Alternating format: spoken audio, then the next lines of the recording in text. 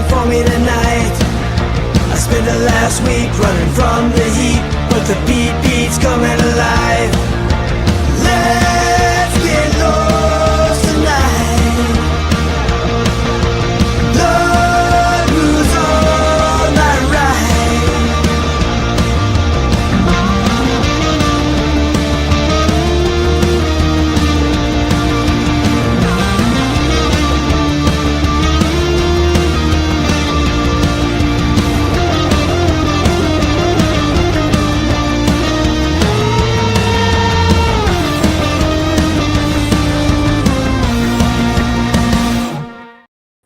Hello, wackos. Welcome. We're a little hot there. Welcome to Without a Country. I am Corinne Fisher. I am your host for this evening. And then all of a sudden, I got super cloudy. Mike, am I cloudy? Does this look cloudy to you? The picture? Are we looking good? Are we looking cloudy? Do I look like I'm in a fantasy right now? Just a tiny little. You look a little enchanted. I look a little enchanted. I spent a long time fixing this and I still somehow look enchanted.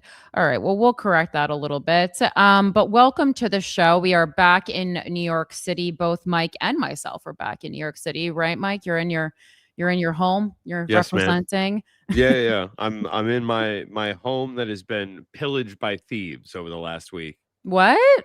So I got my catalytic converter stolen on my car. Okay, so I knew about that. That was before you left. Yeah. Okay, and then what else happened? And then Alex got her phone stolen. So From where? From a recording at the stand.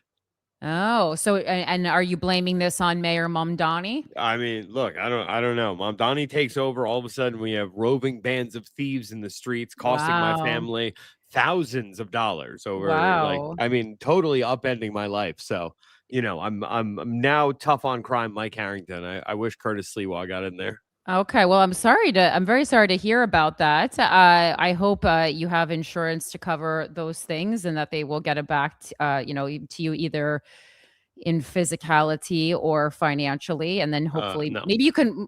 What do you mean? You don't have insurance on your car? I do. Insurance is going to pay me out $5,500 on my car. Good luck getting a car in this day and age for $5,500. You have to get a whole new car? Yeah, they totaled it. Taking out okay, I don't know anything about cars, obviously. Taking out a catalytic converter totals it? Well, in this case, it did because while taking it out, they ripped up a whole bunch of other stuff and whatever they used to jack it up, put like a giant hole in the chassis. So, the estimate that they gave me was like $4,100, and the math that Progressive worked out was like, that's close enough to what we would pay you if it was totaled. So we're just going to pay you like fair market value. For the condition that your car was in. Oh, that's terrible. That's what I'm saying. Upended my entire life. We're down to a one-car household right now, trying to figure things out. So, yeah, this is please, dude, Mayor Mamdani, dude, fix this. That's quite crazy. Oh man, if you were my mayor, the way I'd be calling you every hour on the hour to fix this. Right. So, and personally, I mean, and it's like, what can you, because I'm like, I obviously have no control over what an insurance company chooses to pay out, which I think is the real issue here. I mean, it's like, it seems to be insurance companies acting sketchy yet again.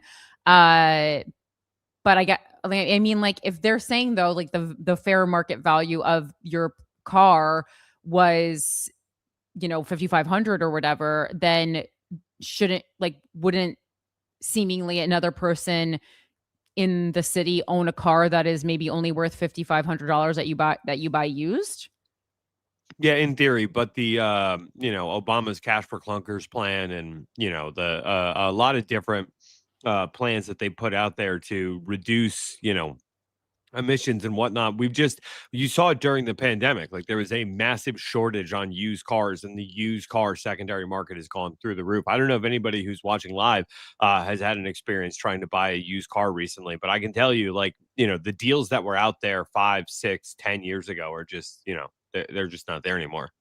Well, I mean, that kind of seems like overall, just like everything is, a little bit worse. That is kind of like life post COVID. So that's well, that sucks. But if anyone has a car in the tri-state area that they want to sell Mike Harrington for $5,500, we have got a buyer. Yeah, hit me up, please. DM me. That would DM be me your so beater. satisfactory if we were able to get you a car via this show. That would be, socialism in action, I guess, right? Like Really? the let's cut out the middleman. No, no dealer needs to make a commission off me or off of you. 5,500 is fair market value for my car. If you have something close to it, hit me up. All right, there you go. Perfect. Making deals. Did this help the color at all? Not really, no. I don't. I mean, I adjusted it a lot. Yeah, it's just I think it's just the amount of light that's getting in from like the white behind. No, that actually I'm looking at it now. It does look way less hazy. Okay. All right. Well, where were you looking previously? I don't know. All right. Anyone? Alfred's already left. Alfred said, "I don't want car conversations." He said, "I'm an airplane kind of guy." He went up to my room and is off the show right now. But anyway, guys, welcome to the show. If you are just joining us for the first time, this is Without a Country. We look at the news from the perspective of the right and the left, and we find some truth in the middle. It is a show that makes sure that in this crazy world that we live in, you remain someone who is critically thinking, who is fact-checking information before spreading it, and who knows how to tell the difference between misinformation and actual news. This is I'm a stand-up comedian and podcaster, but I also ran for mayor last year in New York City against the one and only Zohran Mamdani. I remain active in a lot of organizations here in New York. Primarily, I do work with Disrupt here in New York City, which is the left's response to Turning Point. And make sure you're following Disrupt if you haven't already. They're really, really, really blowing up online. Carlos is doing an amazing job. I'm so proud of the work that he's doing. And I think he's going to continue to do big things. I mean, obviously, like Turning Point, Charlie Kirk had started that, and it was around for quite some time before I think, the average person knew about it. And Carlos is already working overtime. And, I've been with him, people stopping him on the street, which is really lovely to see someone getting stopped on the street for, political and social work rather than, a weird TikTok or something. Anyway, all right. So a little bit of business before we get into the meat of the show. I've been teasing Gash for a while now. The ticket link is officially live. The Linktree link is on all my social media, or you can just go to the Comedy Store Los Angeles main website. But Sunday, October 25th, Gash is happening. Right now, it's in the Belly Room at 7 p.m. But if we sell this out in a timely fashion, I'm able to move it to the main room, and then we can really get some big stars. And I know you said, why not big stars in the Belly Room? It's just a status thing. Like, the Belly Room is a very respected room at the Comedy Store, but there are some bigger comics who just think themselves too big for the Belly Room, and I have no control over that. And it's not like big people haven't played the Belly Room. I've done shows in the Belly Room with Joe Rogan and Bill Burr, but there are just some other, Natasha Leggero, I think. There's just some other comics who prefer not to play that room. I guess they just, don't want to do such an intimate setting at this point in their career. But that is that. And I'll see you in Los Angeles. Very much looking forward to that. And then thank you so much to our Patreon subscribers. All hail to Alfred's back. All hail to our amazing dictator, Christopher Fungi. Shout out to my capitalist pigs and my cuties. If you want to help support this show, which is completely independent at this point, and fully support, we're like PBS, fully supported by viewers like you. You can head over to patreon.com/withoutaCountry, and you can become a Patreon subscriber for as little as $6 a month. And with that subscription, you get an additional video news story every single week. What did that say? I can't read that quick. What does that say? Lens flare shade the top. What? I mean, I know what lens flare is. I don't, that's not set up in that way though. Like I know what lens flare is, but I don't have a lens flare shade. It's a webcam, it's not like, and then there's like a light, a ring light. Like it's not like a film set. It's like it's like a live streaming setup. So, and there's a teleprompter attached to the webcam, so there's no additional pieces that can go on it. It's like a mirrored teleprompter. Anyway, but yeah, I don't know what it's just every time it just decides to do different coloring. But if you're saying you don't mind, I don't think anyone's tuning in to see what color. I just kind of go by what I'm wearing. I'm like, and if the color on my shirt looks like the color, that's what it is. It also might be because we're doing the show a little earlier now.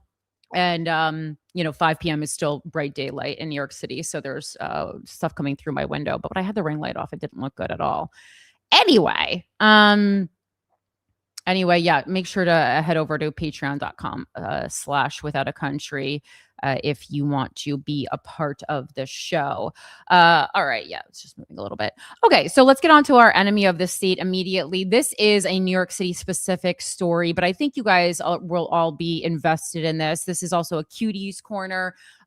It's from the New York Post, and it says, it's all about this elephant Patty. And if you know anything about elephants, they are communal creatures. They need to be in with other elephants. And Patty has been alone for a while now at the Bronx Zoo.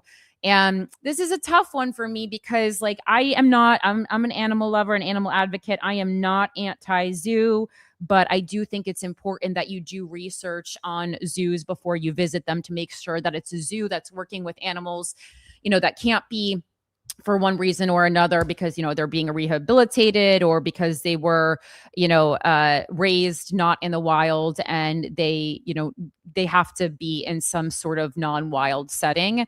And that they weren't just stripped from their home and then one day woke up in a cage. And there are plenty of animals like that.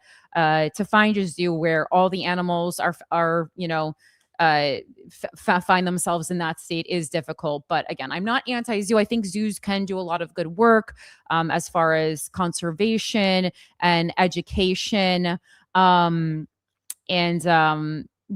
yeah, I'm always having long talks with people at zoos to see what kind of work they're doing, because going to zoos is actually one of the things that, Christina and I, and sometimes Chloe and I, zoos and aquariums and stuff are things that we do love to do on the road. And I think they can be incredible experiences for education. And the people who I've found work at zoos really, really do love animals and are knowledgeable about animals. But there are certainly many ethical questions that comes up when it comes to supporting zoos. And so this is about Bronx Zoo may move NYC's last remaining elephant, Patty, to a Tennessee sanctuary.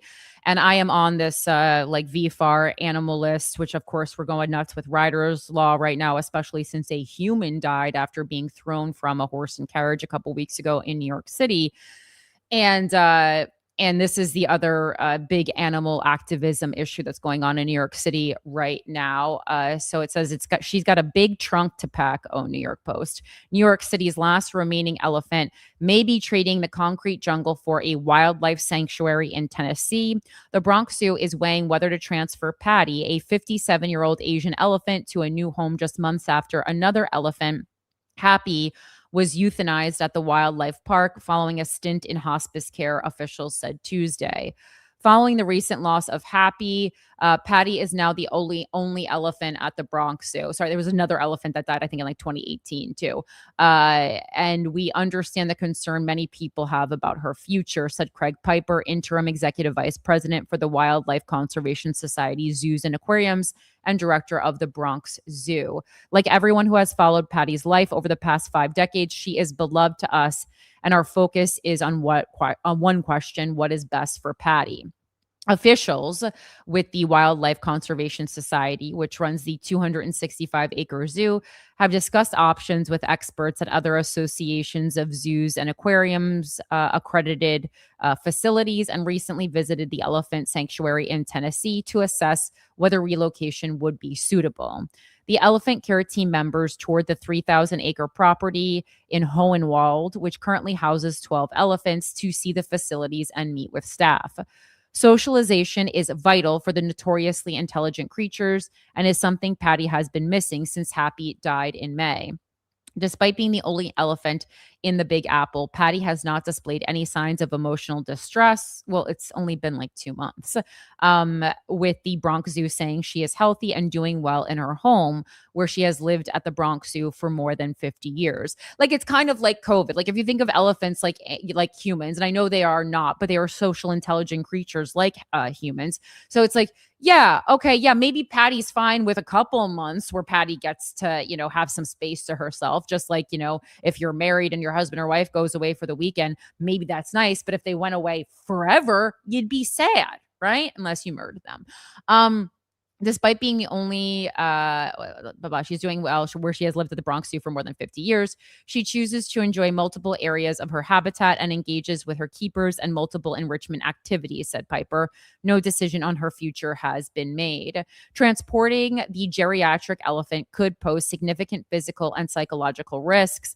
That's definitely what I was thinking when I heard Tennessee. I'm like, there's no closer animal sanctuary, which has proven deadly in similar instances. Patty could be resistant to relocation, especially considering her antagonistic history. While Patty bonded with some of the Bronx Zoo's previous elephants, she and Happy did not get along and were separated by a barrier for the last 2 decades. Okay, that's what because I was like, I know she had this other friend who died in like 2018, and I was like, I'm pretty sure she hasn't. And then they were like, but she was friends, but so like Happy was at the zoo, but they weren't together. Okay, because I was like, I know I'm not hallucinating. I read so many pieces on this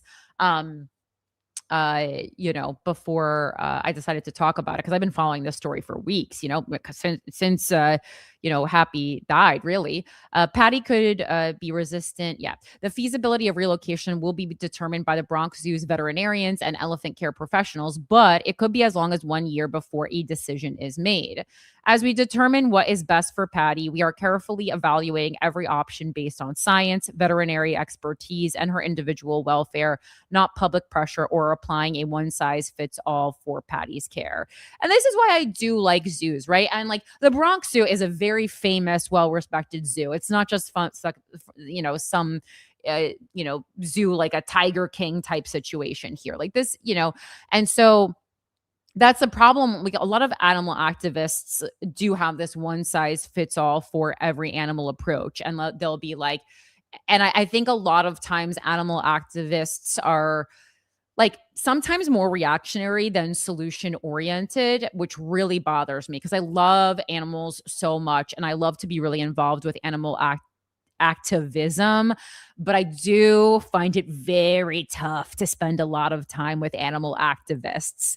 They are very tough to be around. And I can like if we're doing by personality, I consider myself a women's rights activist. I do animal activism, but I do not self-describe as an animal activist because they are just it's tough. They're tough. And I just think, and sometimes when I meet an animal activist, I go, you might be doing more harm for the cause than good just based on your personality. And so this article, as it talks out, it's just like, yes, like they're acknowledging elephants are super social and intelligent creatures. But yes, like that was my one initial thought was like moving an elephant, this is a big, big animal. It's a tough move, right? That it can often be traumatizing. They already said she's antagonistic, and it's not like they can do a meet and greet ahead of time because these creatures are too big. What are they going to do? A Zoom call with the other 12 elephants at the sanctuary to see if they get along? Like, it's not, they can't do it. And so once she's there, she's there. And what if she gets there and she hates all the other elephants and they have to keep her in solitary confinement? And then also she's traumatized because she's in solitary confinement and she's also away from the place that she's called home for 50 years.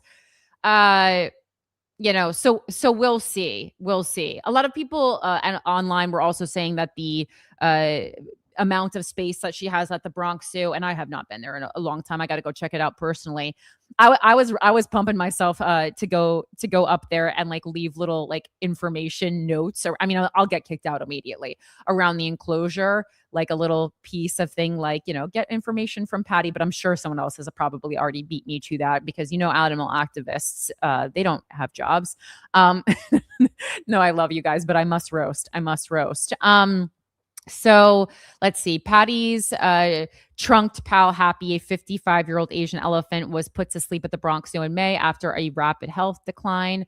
Officials previously said the beloved fixture at the zoo, who was known for stashing watermelon and strawberries inside her ear to save for later, showed signs of fall off in kidney and liver function leading up to her death. Happy was also the center of a 2018 lawsuit by animal activists who tried to have her declared a person over her storied intelligence. Right, guys? And like, this is what I'm talking about. It's like, okay, well, we can have the argument that elephants are as intelligent as humans, but like they aren't humans because they're elephants. And when we make lawsuits about this and try to have them declared a human, that's when you lose people sometimes, The lawsuit by the Non-Human Rights Project, that's not palatable, which claimed Happy was not being properly cared for nor had adequate space at the Bronx Zoo, was shot down by New York's top court. But the activists continue to rally against Happy's condition in the final years of her life. The Association of Zoos and Aquariums typically requires zoos to keep a minimum of 3 female elephants, though a zoo with only one can apply for a variance, the outlet reported. Many zoos, including the Los Angeles Zoo and the Oakland Zoo, have shuttered their elephant exhibits in recent years. And I love that because that's just like, okay, you know what? Maybe some animals are okay in a space like this, but you can make a decision that elephants, aren't. And then you don't have an elephant exhibit anymore. And I think we all live, right? The Non-Human Rights Project is urging the Bronx Zoo to let Patty flee the city to the Tennessee sanctuary. The Non-Human Rights Project is calling on the Bronx Zoo to send Patty to a sanctuary. Executive Director Christopher Berry told Gothamist, which first reported Patty's potential relocation. So I'll keep my eyes on that story. I do want to look up, though, the Non-Human Rights Project, and like, are we calling it non-human? Because like, are we including insects? Like, why can't we just say the Animal Rights Project? Well, I'm guessing the Animal Rights Project already exists or something. The Non-Human Rights Project is an American nonprofit animal rights organization seeking to change the legal status of at least some non-human animals from that of property to that of persons. Yeah, but how about that third part where we have them legally called animals, because they aren't property, but they're not people. I just feel like until we can communicate with them in a way that we can verify, and the closest we've got right now is like that dog Bunny that talks with the buttons on Instagram. I just don't feel like this argument is going to really speak to people. With a goal of securing rights to bodily liberty, the right not to be imprisoned, and bodily integrity, the right to not be exploited or experimented on. Like, love that, right? I love that. But then when we talk about imprisoned, it's like, is a sanctuary? Are we only saying zoos? Who is deciding? There are some animals where if they go through something and they have to be removed from the wild because they get injured or etc. for too long, it is actually dangerous to those animals to then re-release them back into the wild. Or if they've never been in the wild, born in captivity for one reason or another, like if their mom was injured while she gave birth, etc., and all they've known is captivity, it can actually be very dangerous to release animals into captivity because they will be immediately eaten by their predator, or they don't know how to properly get food. Like there's a lot of, this is what I'm talking about. Like when there's like this, exactly as I said, this is like not a one size fits all kind of situation going on here. But anyway, I thought that story was interesting. If you're familiar with this, or if you have a similar thing happening near you, or any interesting like zoo related stories, send them to me withoutacountrypodcast@gmail.com. And just, it is summertime. So I know if you guys are traveling, sometimes it is very tempting to do whatever the local animal attraction is. But just make sure it's ethical, right? Like, everywhere we travel, there are, many non-ethical animal options. But there certainly are places that offer ethical animal options. When I was in Costa Rica, which is a place I would really consider, it's a place where a lot of people have a really wonderful, beautiful, and ethical relationship with the creatures around them. Obviously you're in Costa Rica, you want to see sloths. That's like the number one thing you want to see. And there are, attractions where the sloths have been ripped from the trees, because sloths are because of their speed and their demeanor are very easy to kind of imprison, as this article says.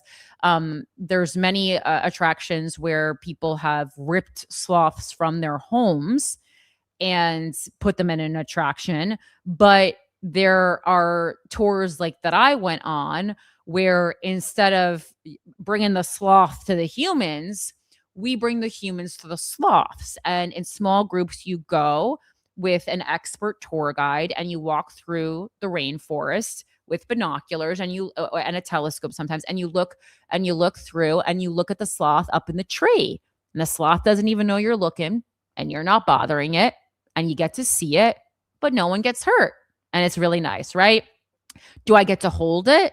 Do I get to take a little selfie with the sloth? No, but the sloth doesn't want to take a selfie. So wouldn't you rather just see a sloth and know that the experience was, I don't want to say consensual, because we are still being voyeurs to the sloths. And, as we can't communicate with sloths in that way, I can't say that they want us to be here, but it's certainly less aggressive than like holding them, petting them, as cute as it is. And guys, I want to touch a sloth too. I want to touch all these. I want to go. It was very hard for me not to go to the pig cafe in Tokyo, but I just said, I read the reviews and I said, this isn't good. This isn't good for the pigs. I'll find another way to hold a pig in another situation that's a little bit better for the pig, right?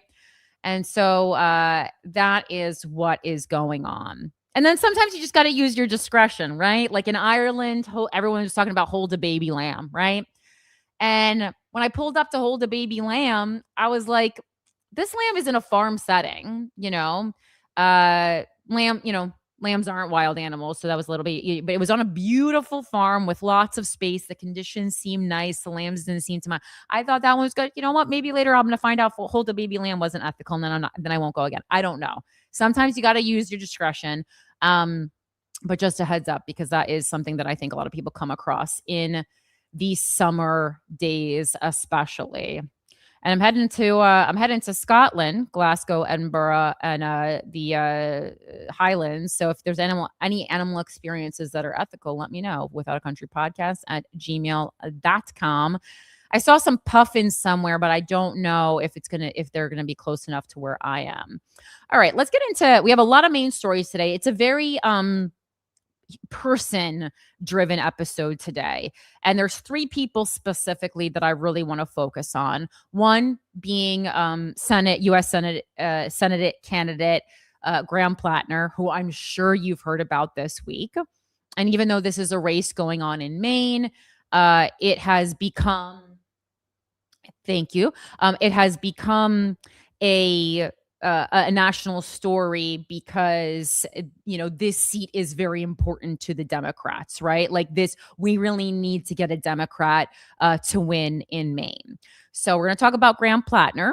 We're going to talk about Mitch McConnell. Is he dead? I don't know. I saw, on my far left Instagram, and which is how the algorithm is. Like, I wouldn't describe myself as far left. I would say maybe pretty far left, but not the furthest left you can go. Like not so far left that we're now just not arresting people because they had a bad childhood, and sometimes you gotta, like, if they murdered someone, maybe they just need therapy. Like, I'm not that far left, right? I'm pretty far left, and I do believe in a lot of kind of non-traditional, things, but that in government, but like sending social workers to certain instances where many people believe it should only be cops. But these are not things that I'm just pulling out of my butt. These are things that I have researched quite intensely that have really worked, right? And I think the missing part of that conversation is, yes, they have worked in like perhaps smaller cities, right? And is this something that is applicable or can work or feasible in a city as large as New York City, right? Just because something works in a small city doesn't mean it's going to work in a large city. It's a similar thought process as I had to experiencing Japan, right? A lot of things work in Japan, but what we also talked about on this show extensively is that Japan is very homogenous. So there's less variables in why people aren't getting along, right? Because there's a less number of races, there's a less number of religions. Like when you are all, or when most of you are the same, race and religion, there's just less, maybe infighting that's going to be going on. And so the laws and regulations can be a little bit different. But we're going to talk about Japan actually a little more later, and some things about Hong Kong. And anyway, which is not. I'm not trying to say that's in that's in Japan. That's not my point there. But I'm getting ahead of myself anyway. So we're going to talk about Graham Platner. We're going to talk about Mitch McConnell. And as I was saying, like on my far left Instagram, there was like people who were dropping beats at some kind of a nightclub because it was announced that Mitch McConnell was like dead or brain dead. And that, to me, that was very much giving the Charlie Kirk assassination, right? I just, as much, we can hate these politicians as much as possible, but I just don't know if I want to be the type of leftist who is at some type of like electronic music party where a person is pronounced brain dead and now we're gonna all dance to it. Like, I don't know. It's just not. And, I'm very comfortable with death. That's it. And I don't think that we should pretend that people who are bad, we shouldn't pretend they weren't bad when they die. I don't think that I think it's fine to talk ill of the dead. I just don't know that I want to like have a DJ be like Mitch McConnell's brain. Honestly, just because like as much of a piece of shit as Mitch McConnell is or was, depending on if you think he's dead or alive right now, he's like still he means something to someone, right? Like a kid or so. I don't know. Just that's just kind of. I just think it's like for the love is love party or it's just not. It's not. I don't think it's what we want to go to. And I think a lot of times like we on the left now we've gotten frustrated, and our frustration with continuously losing on the left has fucked with our morals and our integrity, I think, a little bit. And I now see us behaving in a way that I would normally attribute to the right, and it lacks a little bit of taste, and I don't love it. I don't know that it's extremely cruel to wish death upon someone. And in fact, I actually have a stand-up comedy joke about that. I, until very, very recently, had never wished anyone dead. And the first time I did, I felt really guilty about it, right? And so I confided in my therapist that I had wished someone dead. This is like in the past 5 years, I would say, because I think I talk about this in my comedy special. And my therapist's genuine reaction was, this is the first time you've wished someone dead? So I don't think it's extremely cruel. I think it's actually extremely human. I think there are times in our life when like it would just be when someone becomes so difficult for us as humans that we just start thinking, man, it would just be easier if this person was dead. And I think that is extremely human. And that doesn't mean you do anything to make them die. Like, I'm not someone who believes that you willing them to be dead in your head, as woo-woo as I like to get sometimes. I don't think you can like will someone dead in your head, Matilda style. But I actually think it's really human. And I actually have had a pretty long conversation with my therapist about that. Anyway, I just like it's a part of the left that really gives me the ick. You know, I talked about this with Charlie Kirk, and I feel the same way with Mitch McConnell. We can, I don't know. It's just like I have to think about. Maybe I'll like write an essay on it or something. But anyway, and then the third person that we're going to talk about is Nolan Wells, right? The young man who went on a trip. He is a Black young man. Went on a trip with his 3 other white young men, and he didn't come back. And that was they're Mississippi based, and it's a story that's currently still under investigation, but doesn't smell great, just doesn't smell great. But let's talk about Graham Platner first, because there's a lot to say about Graham Platner. As I always do when I'm talking about candidates, went to his official website first. I feel like your official website really gives a feel of who you are. Obviously, I know who this is. I've watched many videos of him. There's been talk about him for a while now, even before he easily won his primary. We've been talking about Graham Platner, right? And he is some backstory on him, and there's going to be a lot of sources that I used for this. But there was an article that was written by someone who went to school with him, and that article pointed out that Graham Platner wasn't someone who like set out to get into politics. He was someone who local activists and political people kind of nominated him. And I've talked about this before, but I just want to make sure you guys know that this is happening. Again, very similar to the entertainment business, when like politics has these developmental clients, basically, I'm going to call them, or these developmental people that they mold into suitable candidates. Because a candidate has to be, you can know politics as well as the back of your hand. But if you're not camera ready in some way, if you are not a little bit media trained, or not media trained, but in like a charismatic way, if you don't have a good look, and that look doesn't have to mean you're hot, right? Like Graham Platner isn't hot, but he's not unattractive, and he has a good look. He has this like rugged, salt of the earth look. So whatever the look that your party is going for, you got to have that look. In New York, there's certainly a very specific look that the Democratic Socialists of America are looking at, and that look is young.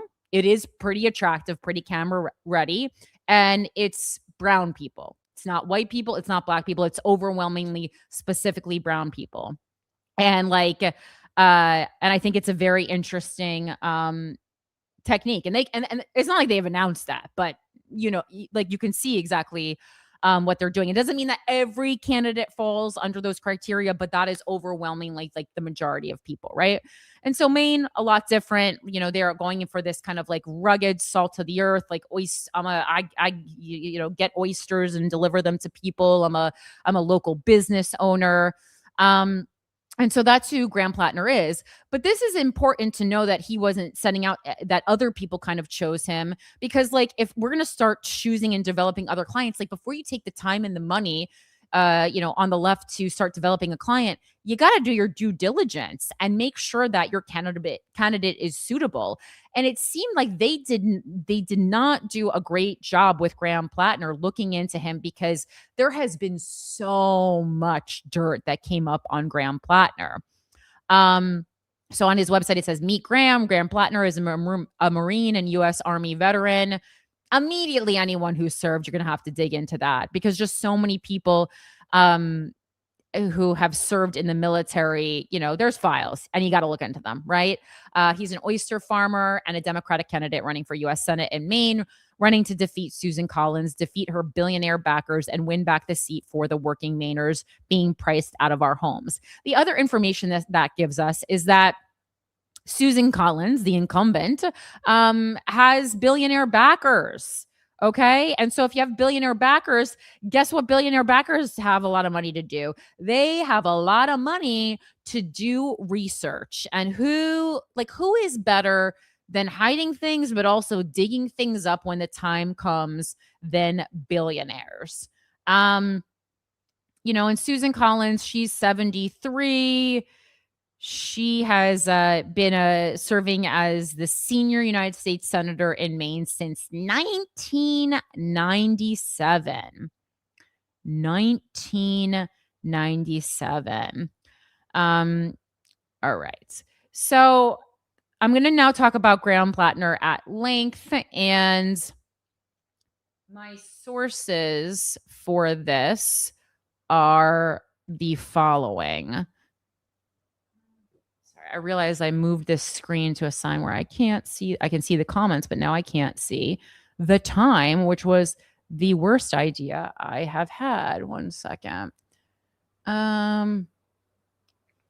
Okay, great. So my sources for the following, these are most of the sources. There's a couple places where I went rogue, but it's Politico, the Washington Post, Associated Press, Reuters, and the Bangor Daily News. Okay.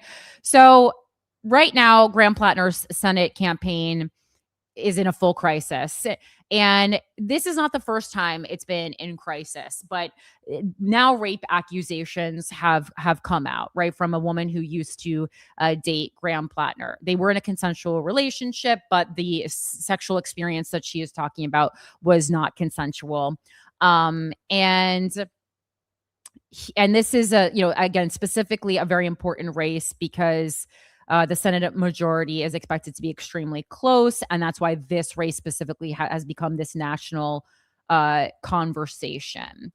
And I know a lot of people with this most recent accusation of rape have, started the conversation again, like, why now? Like, why didn't, Jenny come out earlier in this campaign?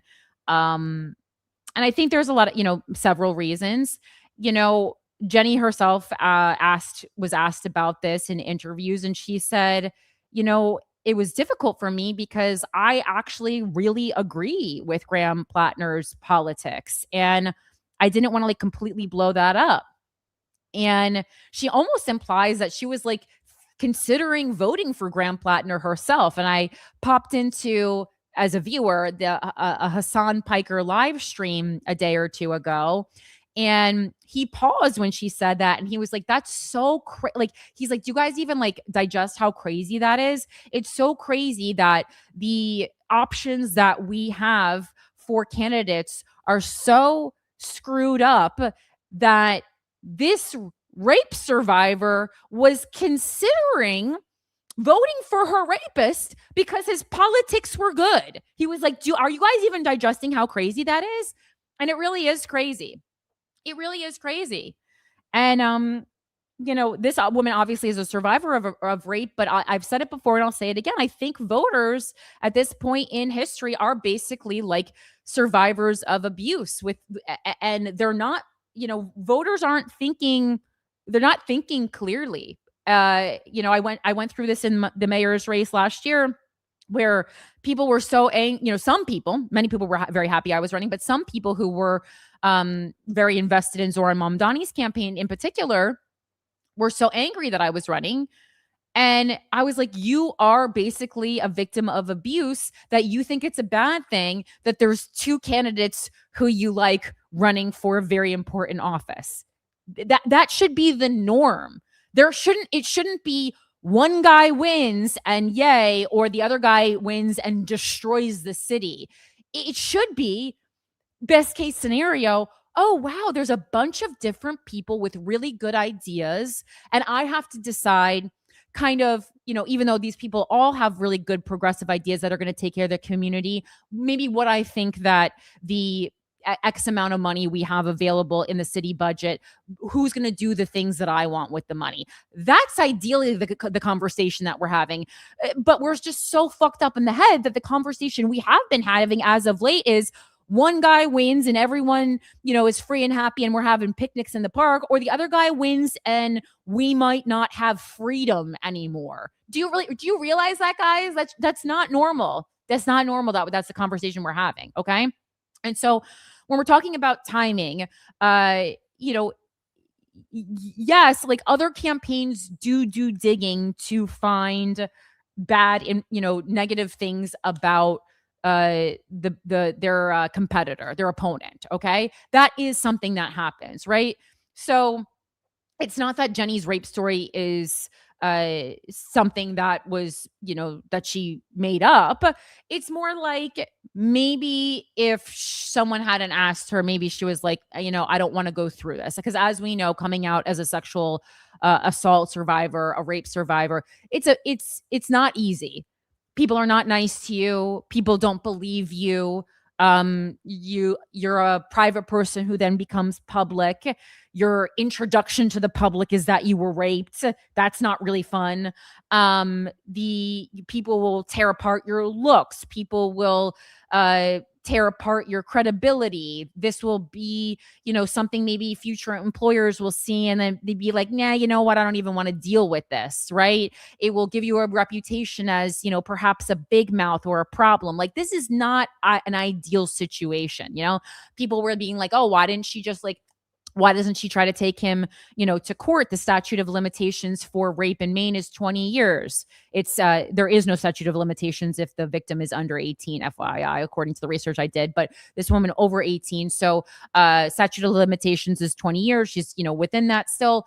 But again, like, this is a conversation we've had ad nauseum as a society. But yeah, there is opposition research that's being done. And a lot of times, the closer the person gets to actually being elected, the more intense and the more money that is invested in this opposition research, right? And they are doing things like reviewing court records, examining social media, talking to former employees, speaking with an ex-wife or an ex-girlfriend, ex-boyfriend, etc., contacting classmates and neighbors, hiring private investigators, searching for sealed or forgotten records where it is legally permissible, right? And so again, as it heats up, more and more of this is happening. And so it's not like Jenny waited and was like, you know what? I'm going to wait till my rapist is just close enough to getting elected that it's really going to fuck it up for everybody. And then I'm going to come out. It's more likely that she had been contacted in, many, many months prior. And she was working with people who said that they were going to support her. And it's a lot easier to come out to accuse your rapist if you have support, even if those people who are supporting you have other intentions that are self-serving.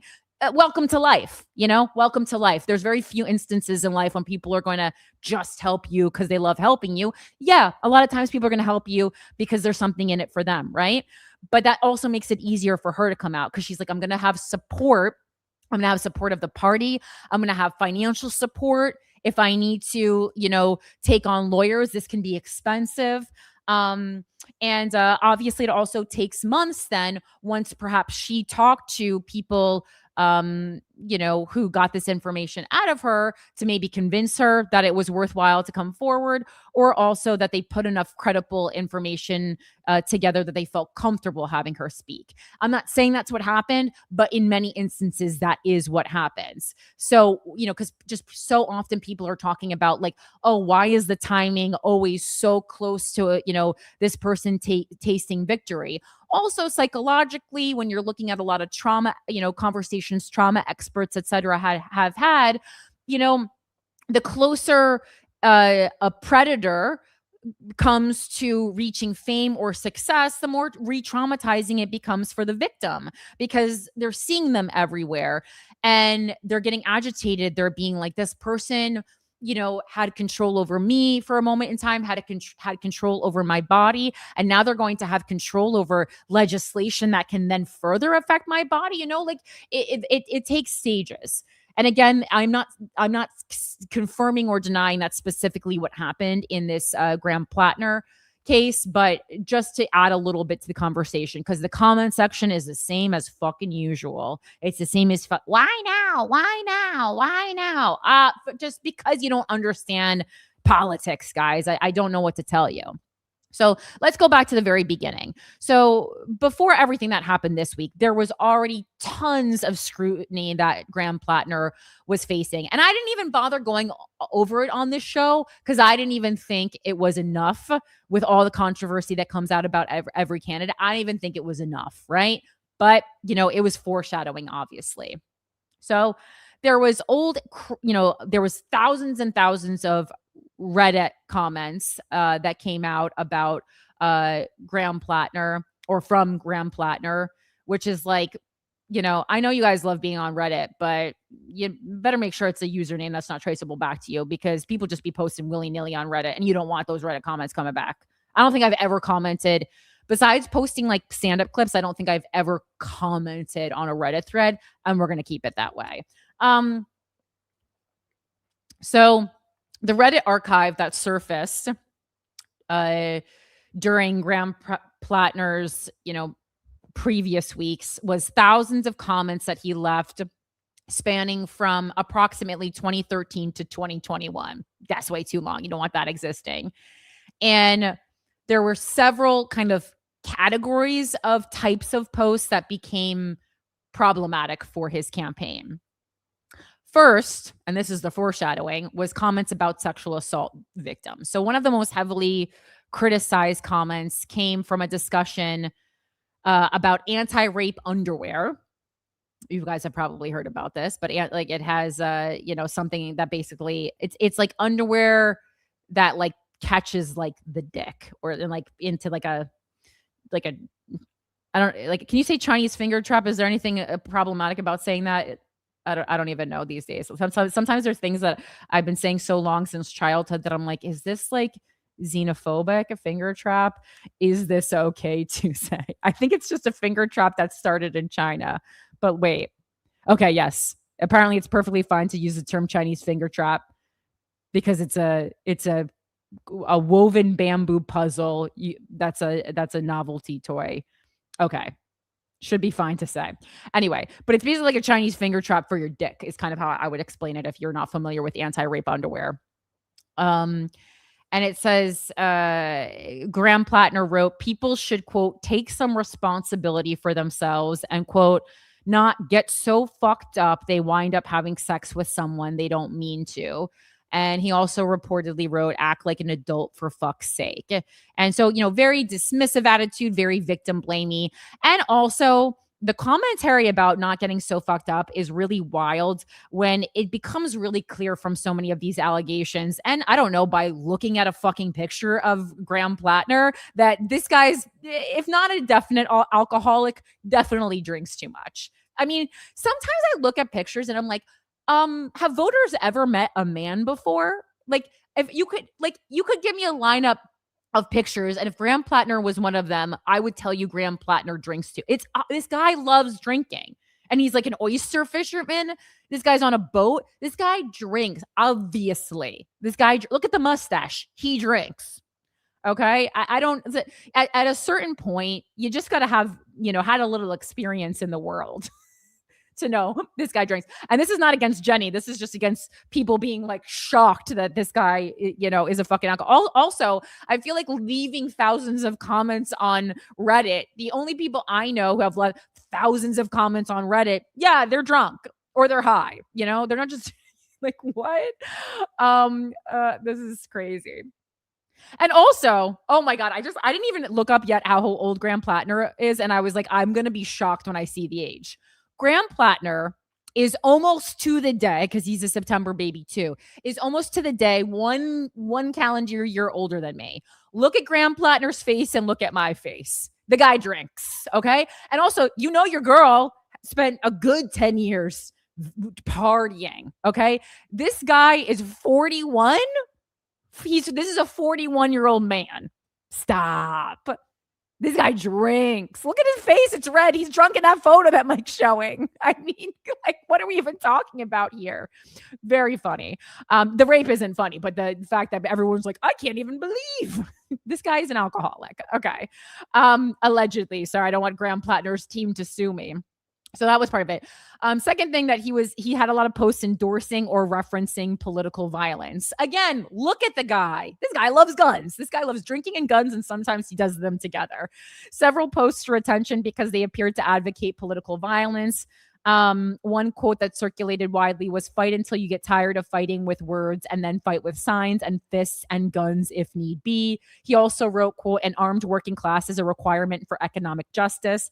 And then thirdly, he wrote, "Get armed, get organized." None of these actually bothered me, but because these are the results of a government that has pushed people on the left to thinking these things, right? That's just, it is. I've talked on this show about how I went out and used a gun. I have, or learned how to use a gun, not because I'm planning on killing someone, but because it had become very crystal clear in my 20s that guns weren't going away in America.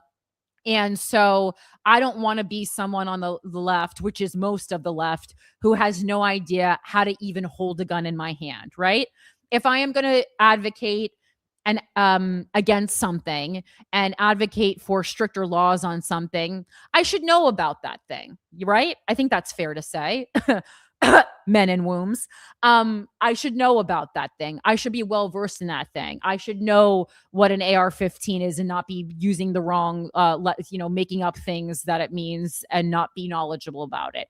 So that was my, thoughts on this. So actually, none of these bothered me, and it's very much like what you're gonna get if you put a regular working class American on a pedestal and decide that he should be represented. Like, if we want to be represented by regular people, we're going to get in office people who have said regular people things because they haven't been, curating their social media and their like footprint their entire life. Zoran Mamdani. I do like him a lot, but he's been curating his whole life. I bet millions of dollars. That's why they couldn't find jack shit on that guy. Because this is what's happening, right? You're going to get a regular guy. Regular people drink alcohol in America, drink alcohol, love guns, and think that we should, get out and fist fight the government if it's not doing what we want it to do, right? It says then critics argued these comments were irresponsible and potentially encouraging violence, while supporters said they reflected left-wing labor militancy and rhetorical hyperbole rather than literal calls for violence. I don't think he's calling for violence, and I don't think anything here is really crazy. I think this is actually quite aligned with why we have the right constitutionally to have a gun in the United States. It was set up with the purpose that if we need to, if the government starts doing shit and we need to, like, as the constituents, as the people, defend ourselves and our democracy, we're going to do it. So I don't think that's crazy. So 3, calling himself a communist and radically left. We all know that you can go so far left that you're basically on the right? We all know this. And so in various posts, Graham Platner described himself as a communist, pretty radically left, a vegetable growing, psychedelics taking socialist. Mike's on board at this point. Rabidly anti-Hillary. So far, that's one of the most offensive things he said. These comments became fodder for Republicans who used them to portray him as an extremist. Platner later said much of his online persona was him fucking around on the internet, and that many posts no longer reflected his views. And again, I believe that to a certain extent. I don't fully believe that, especially when there's thousands of comments that you left as an adult, because he is the same age as me. The internet wasn't even around until I was 12 years old. And not that you should be held responsible when you're running for office about things that you said when you were 12. But social media as we know it, we were already, anyone who's a millennial, we were already in college before social media existed. And not that Reddit is social media is different, but any of these things were as big as we know it now. So my point being you were an adult of some sort when you left these comments. So I'm not going to buy that this is not who you are now. There's no one I knew there's very few people who change that much, to be honest. People change, but not that much. but we're going to have to deal with this from anyone. Millennials on, anyone who runs for office, we're going to have a big footprint online, and it's not going to be good. That's everyone. I was fully prepared for that, right? I'm sure that I've said crazy things or things that out of context are not going to look good, and you're just going to have to be prepared to deal with that as a millennial or younger. That's the world we live in. It's going to become super commonplace. 4 comments about police. He wrote, all cops are bastards. You know, I have no problem with that. Republicans are going to use that as a dagger. I think most people on left are not even going to give a shit about that. You know, and if anything, I think that's more of like a conversation that we need to have, is like, how can we make people not think cops are bastards? How can we get cops back to serving and protecting their communities, like was the initial thought for cops? And then comments about rural white Americans. This is interesting because this is a misstep the left makes a lot. And this is a misstep that keeps us losing, right? So comments about rural white Americans. One resurfaced post showed him agreeing with a statement that rural white Americans are, quote, racist and stupid. And that said, this particularly hurt him politically in a state like Maine with many rural voters. That is a sentiment that the left has a really hard time letting go of. And that is going to keep us losing. That is going to keep electing and re-electing people like Donald Trump. And you can think that in the privacy of your homes. It's almost like, you know how like people on the right were kind of hiding the fact that they were racists? We need to, if we want to win, hide the fact that we think that they're racist and stupid. And I'm not saying that we should ignore it or allow it. We need to not say it out loud long enough to get good people in office and then figure out, almost like in a humane way, how to deal with this. And we're not going to make people less racist and stupid by calling them racist and stupid. I think we're going to do it by, number 1, educating people. Number 2, bringing the country together so that different races of people interact face to face and have good positive experiences. 3, put money into education, and then maybe people will be able to, like, okay, so if people are stupid, why are they stupid? Maybe have the finger point back at us because we're not prioritizing education enough in the country. Maybe that's why. Maybe we should be fucking fighting more to get people educated so that they are not stupid. Maybe that will be helpful. But that one was one of the ones that stuck out the most, just because, not because I was like shocked that he said it or that I even think it's untrue. I just think it's a losing strategy. And again, the party of love is love and everyone's great and let's all sing, hold hands and sing Kumbaya. Well, we have to fucking treat everyone with respect, even the people that we disagree with. That doesn't mean we have to allow their ideas. But we have to acknowledge that they are people whose votes count as just as much as us and whose votes we need to win fucking elections. We don't do well with non-college educated voters because we don't speak to them, because we're worried about our problems, not everyone's problems. So that's stupid. 6 slurs and inflammatory language. Reporters reviewing the archive found crude insults, vulgar language, confrontational arguments, instances of offensive rhetoric and slurs. I mean, I need to see a list of the slurs, but all the other stuff is like, yeah, this is a blue collar alcoholic you guys have running for Senate, obviously. And again, there was also a lot of conversation online about like, you know, the left is taking notes, and some of them aren't good notes, from Donald Trump's winning 2 terms. And so, yeah, everyday Americans like say fuck and like don't have a particularly extensive vocabulary. Okay, whatever. I mean, the slurs isn't great, but everything else is like whatever. 7, mocking a wounded soldier. Who does that sound exactly like? Another resurfaced post appeared to mock a U.S. soldier who had been severely wounded in combat. I think that's really crazy for someone, especially who served, to say that about another person who served. But which sparked backlash among veterans and military groups. The context of the post remains disputed, but it became another damaging headline. All right. And then, of course, Platner, to all these, first round allegations, is like, I was never a racist. I was never a bigot, but I was downright confrontational, rude, and mean in my early days on here. And then he said that he matured and that the archive of comments, even though they, just as a reminder, were as recent as 2021 when you were a full ass adult, he said that's not who he is. Guys, I'm not who I was in 2021. Which actually I could argue because my dad died. So I would actually argue that I'm not exactly who I was in 2021 because that's the year my dad died. But I don't know. Did Graham Platner's dad died too? Again, like there has to be something really life-changing for you to convince me that between 2021 and 2026, you've changed that much, right? If these are the kind of comments we're looking at.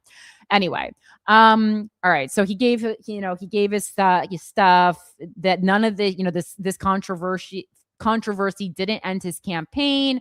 Then you probably remember he had this like tattoo that people said was Nazi symbolism. And on the books, Graham Platner said, I got that tattoo in like a drunken instant. He told us, men tell us who they are. He said, I got the tattoo when I was drunk. We know this guy's a drunk. If you are such a big drinker, and this is coming from someone who was a big party girl. If you are such a big drinker that you accidentally got a Nazi tattoo. I mean, this is like, what is this? The Hangover 2 or 3? I don't know how many hangovers there were. One that didn't happen yet. Like, I mean, this is like, okay. And he got it covered up and showed everybody. And then, of course, there was reports that he exchanged sexually explicit texts with multiple women while married, which, at this point doesn't even make people bat an eyelash because that's every man ever, whether you're running for Senate or you are, applying to run the cash wrap at CVS. So just no one even, and as we know, no one cares about women. So that's not going to affect anything.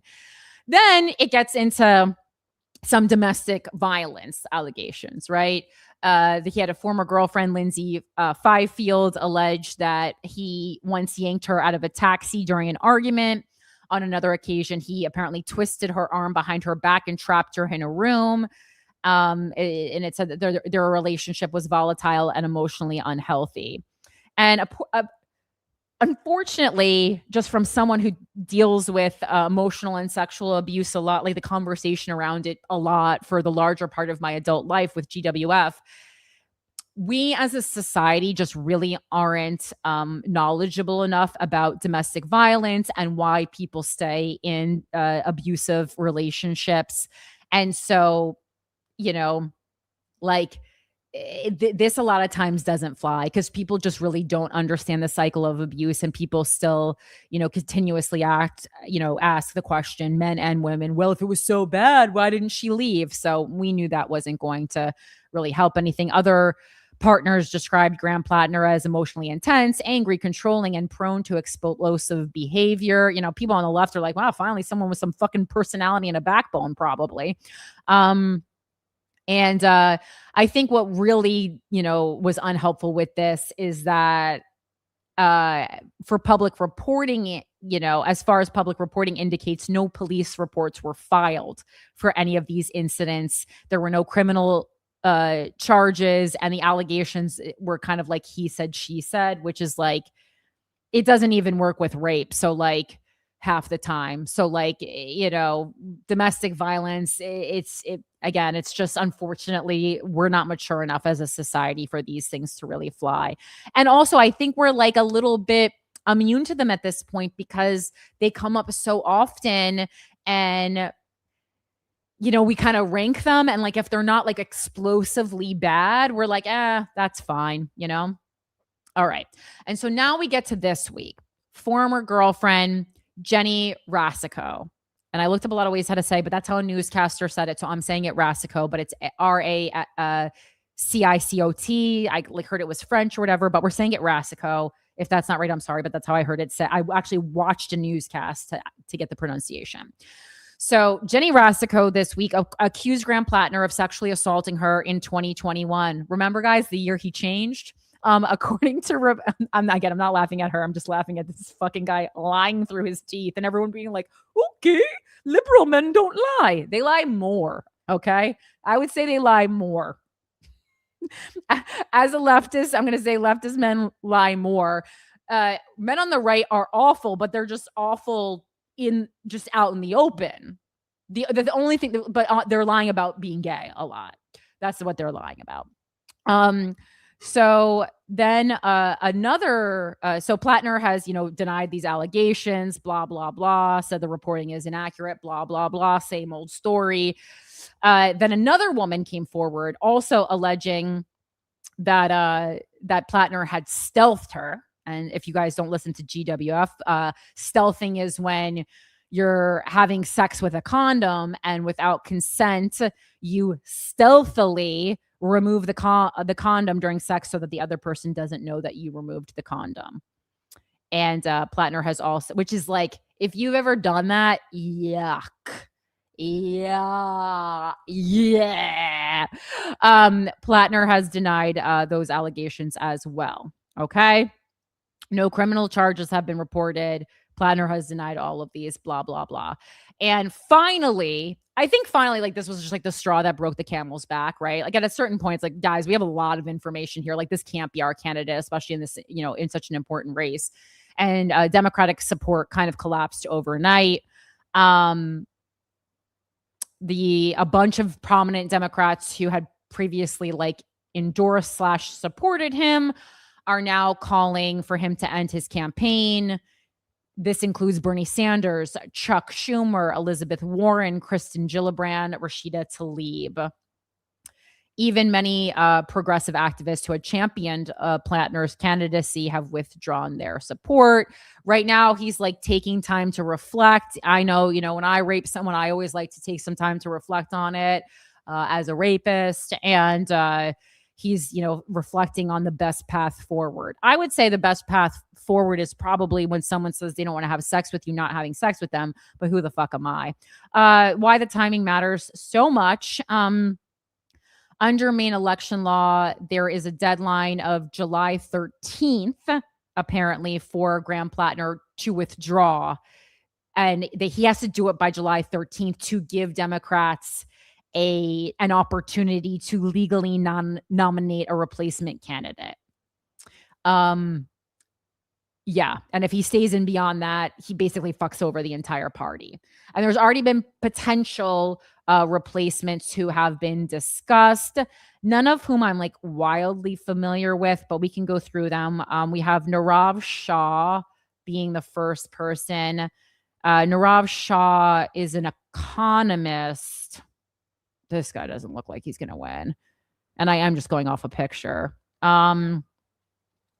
So I guess he's like running. Is he running for governor right now? He's an epidemiologist who's currently running for governor. He looks adorable. He looks, I gotta remind myself this is Maine. So maybe, it's my New York. Oh my God, he's 49. Another guy who looks to be about 65. I thought you guys are getting like, are you not using SPF in Maine? I thought like Maine, you're like, you're out with nature. You should be aging beautifully. This guy looks about 65, but he's 49. Born in Wisconsin. And he was previously the director of the Illinois Department of Public Health. But now he's running for governor of Maine. Okay, so that's one person that's on the table. We also got Shenna Bellows. She is the Secretary of State for Maine. She's just as cute as a button. And okay, now, and she's 51, and I thought she was like 35. So good. So good on you, Shenna. She's an American politician and civil rights advocate who has served as the 50th Secretary of State of Maine since January 2021. She is the first woman to hold this position. Okay. I'm liking her. Obviously I have a huge bias towards women, but I'm liking her. And then the third option is Troy Jackson. And he's a former Maine state senator. He's 58. He looks 58. In like, not in a derogatory, just he looks 58, He's an American logger. Okay, so now we're getting on someone who's kind of more similar to Graham Platner. So he's a logger and he's a politician. He is from Maine. He's from Allagash. who served as president of the Maine Senate from 2018 to 2024. And okay. All right. So this guy seems like if we want someone who's like very similar choice, he doesn't look nearly as rugged. If I were Troy, I'd maybe grow a mustache. He looks a little too clean cut. But I like the logger background, and we'll see. So those are our three options right now. He has already announced he's made an official statement. Troy Jackson 207. Okay, so we'll see. And he said, he hasn't made any final decisions yet. I'm deeply humbled by the outpouring of support and encouragement I've received. And he's weighing the options to see if he wants to run for this office. And again, because also what I think Democrats have to look, these possible other nominees have to look at is like, they don't want to be the Kamala Harris of the Maine, Senate for Maine. Like they don't want to, they want to make sure they have enough time, I do think so it's July. So if we started to you'd have July, August, September, October. I mean, that again, it's giving Kamala Harris because you only have 4 months. It's a really difficult situation to put someone in. Basically, Graham Platner has already fucked over the party. Because 4 months, I just don't know if I think bare minimum, because it's not president for Senate. I think bare minimum, you need 6 months to win. Because you don't want too much time. I don't really think especially for something like Senate, you want to be campaigning for over a year because people are fickle and they'll grow tired of you. But I think when we're talking under 6 months, then you're also in a bit of wonky territory, because I announced late January, but I was fully working on the campaign since December. So looking at basically a 6 months there, ideally I would have a little more time. Zoran announced this campaign in October.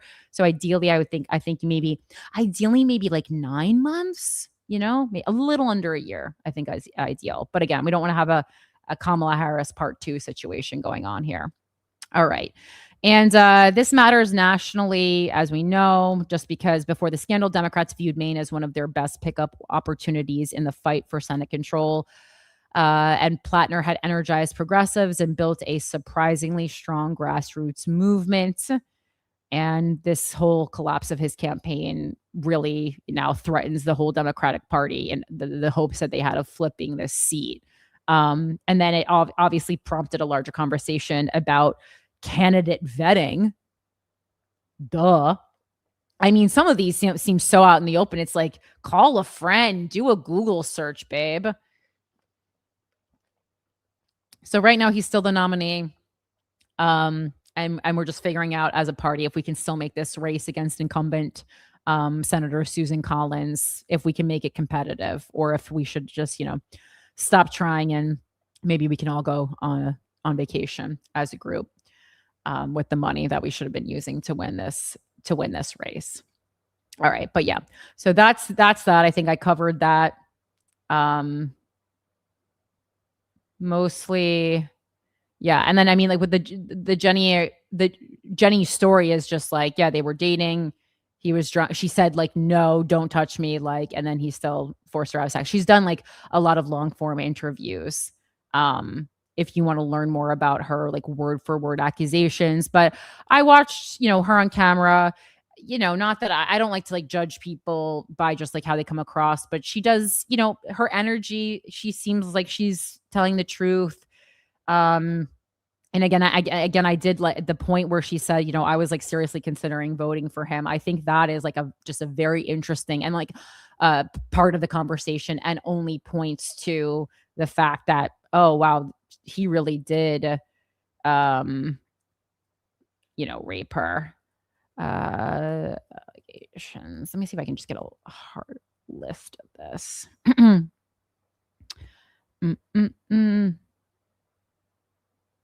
I hate when they say, I just wish they would say rape. I hate when, I just hate when sexual, because they don't, sexual assault is not even, it's sexual assault is rape, but I just think rape hits harder. And I think we really need to say that. And I think the most, if you haven't followed this enough, Jenny Rasico had talked about this rape with her therapist like a while back, and they were able to provide documentation that she confided in her therapist years ago, that this incident did take place.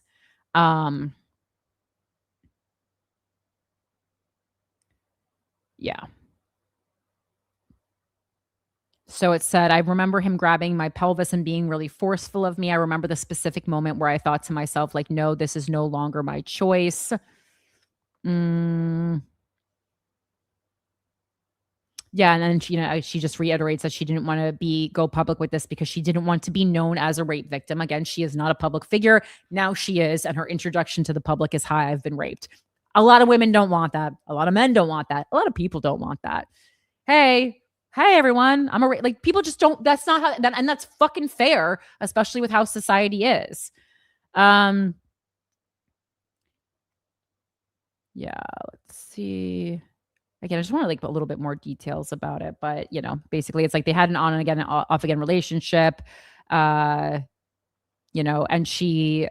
Rasico, she said she smelled alcohol in his breath and believed he was almost blackout drunk, because Graham Platner ignored her protests and continued to grab her and knocked over an antique sewing kit, which spilled small needles everywhere. They had been texting earlier in that night, and she explicitly told him don't come over and that she wasn't in the mood for company. And later that night, she realized that she heard a sound on the stairs and then he had let himself into the house, which was okay. He didn't have keys. It was unlocked. Was this incident in Maine? Because I was like, that's the most Maine shit ever, leaving your door unlocked. Would never. Sometimes I don't even, sometimes like I go into the bathroom and I live alone and I lock the door in the bathroom. That's how much we're locking. And it's not in New York. I did the same thing in New Jersey. It's just me. Yeah. So, I mean, yes, it seems like he certainly did rape her, and he also apparently ejaculated inside her, and like seemingly like broke into her house. Like if someone comes into your house unwanted, but the door was unlocked, is it still a break-in? I would say so, right? Like, is there something legally I'm missing here? And she was also then on top of it, like worried that she was pregnant because he ejaculated inside her. Anyway, I mean, there's a long list of problems here. One of the main ones is like, it's whether or not you guys want to talk about like, is this rape or is it not? It is. This guy is an alcoholic, and we also can't have an alcoholic representing us in the Senate. Because what doesn't usually make alcoholism better? The stress of being a fucking senator. Okay. All right. So now let's move on to Mitch McConnell. Is he dead? Is he alive?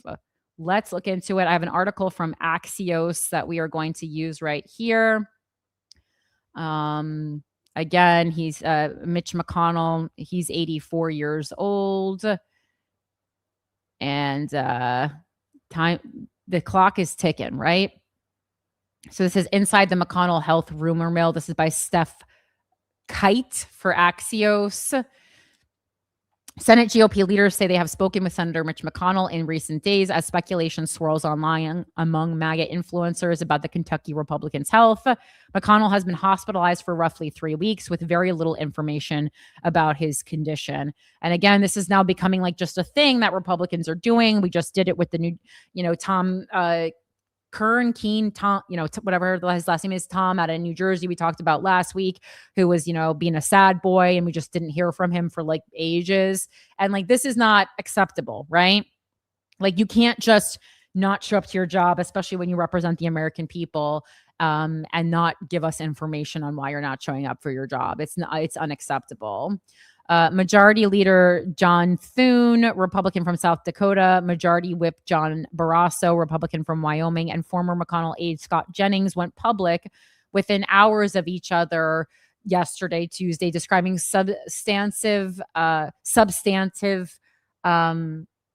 detailed conversations with McConnell in starkly similar terms. They had a lengthy and substantive conversation that covered a variety of topics, including national security.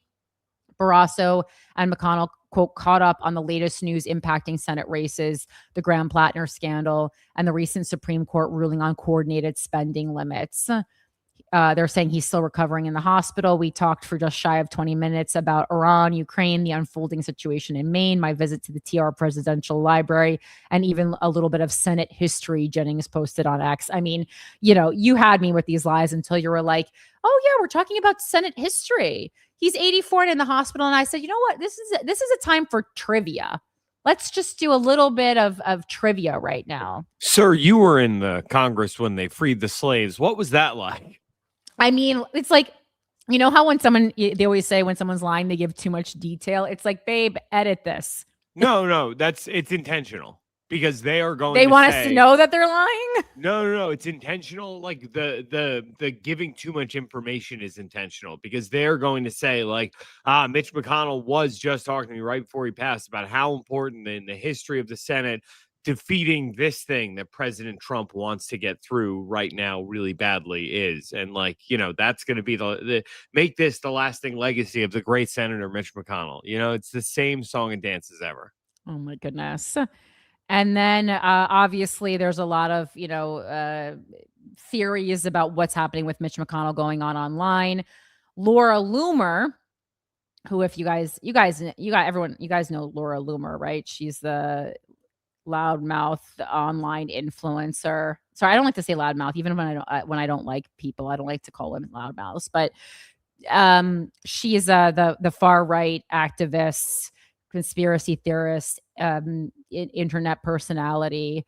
You know her face. So someone in the chat said, breaking news, Teresa Caputo, the Long Island medium, has made contact with Mitch McConnell. That's funny for two levels. Number one, because I think they're both frauds. But yeah, so, Laura Loomer, I mean, number one, she could be from Maine because she's 33 going on 65. But also, she's been banned from all the social media platforms at one time or another.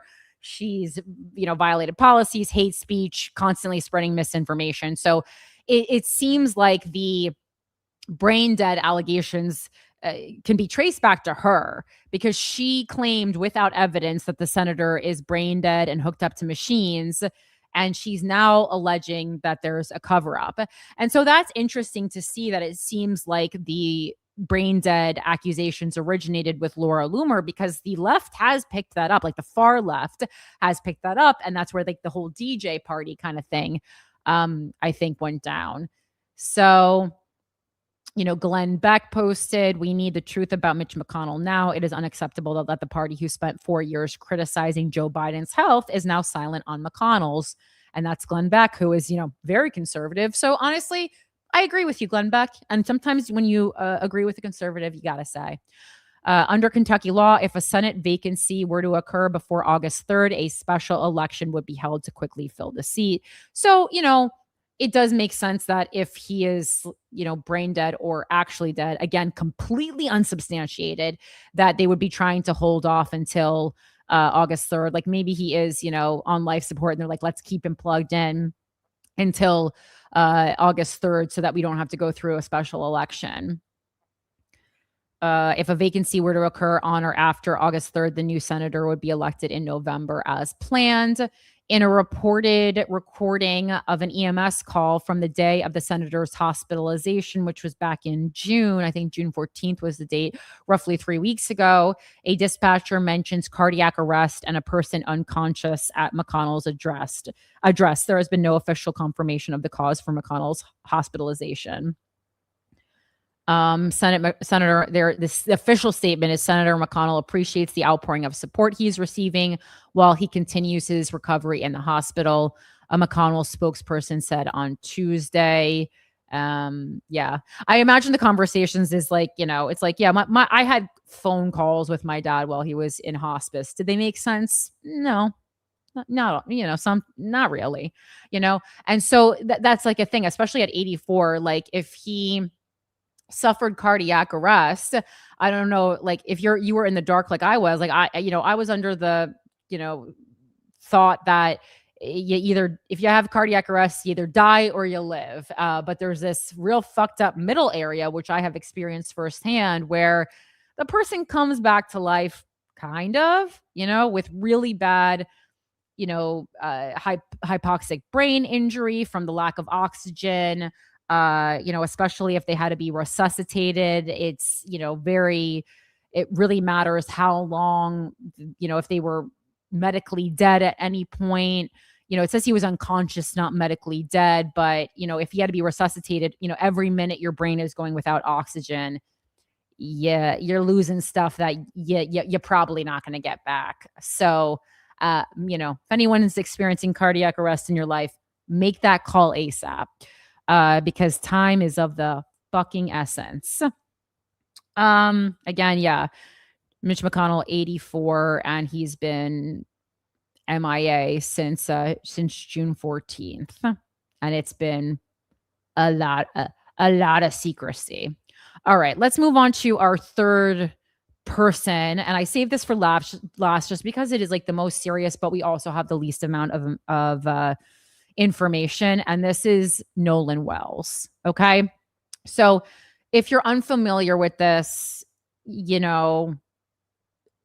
it's hard. It's a story that, is definitely reminding me of the Carmelo Anthony, Austin Metcalf story that we went over, that got, in me and Mike into a heated conversation a couple weeks ago, just because like there is a lot of racial tension. It's this story of a black guy, one young black man going, away, to an island with his all white friends, and then everyone comes back but him. And what adds extra question to this story is that as soon as they came back without Nolan, the white friends, all of a sudden they all deleted their social media, which, could just be the family being like, we need to get off social media. We need lawyers involved stat. And that's also believable, right? Because if you are in a situation where there's any chance, even if you're completely innocent, a good example is like the family of Elizabeth Smart. If you remember that case from years ago, I just watched the documentary,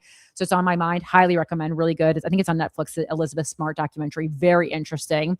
And it's not just it's not a classic case of like it was the dad. Like it's unique.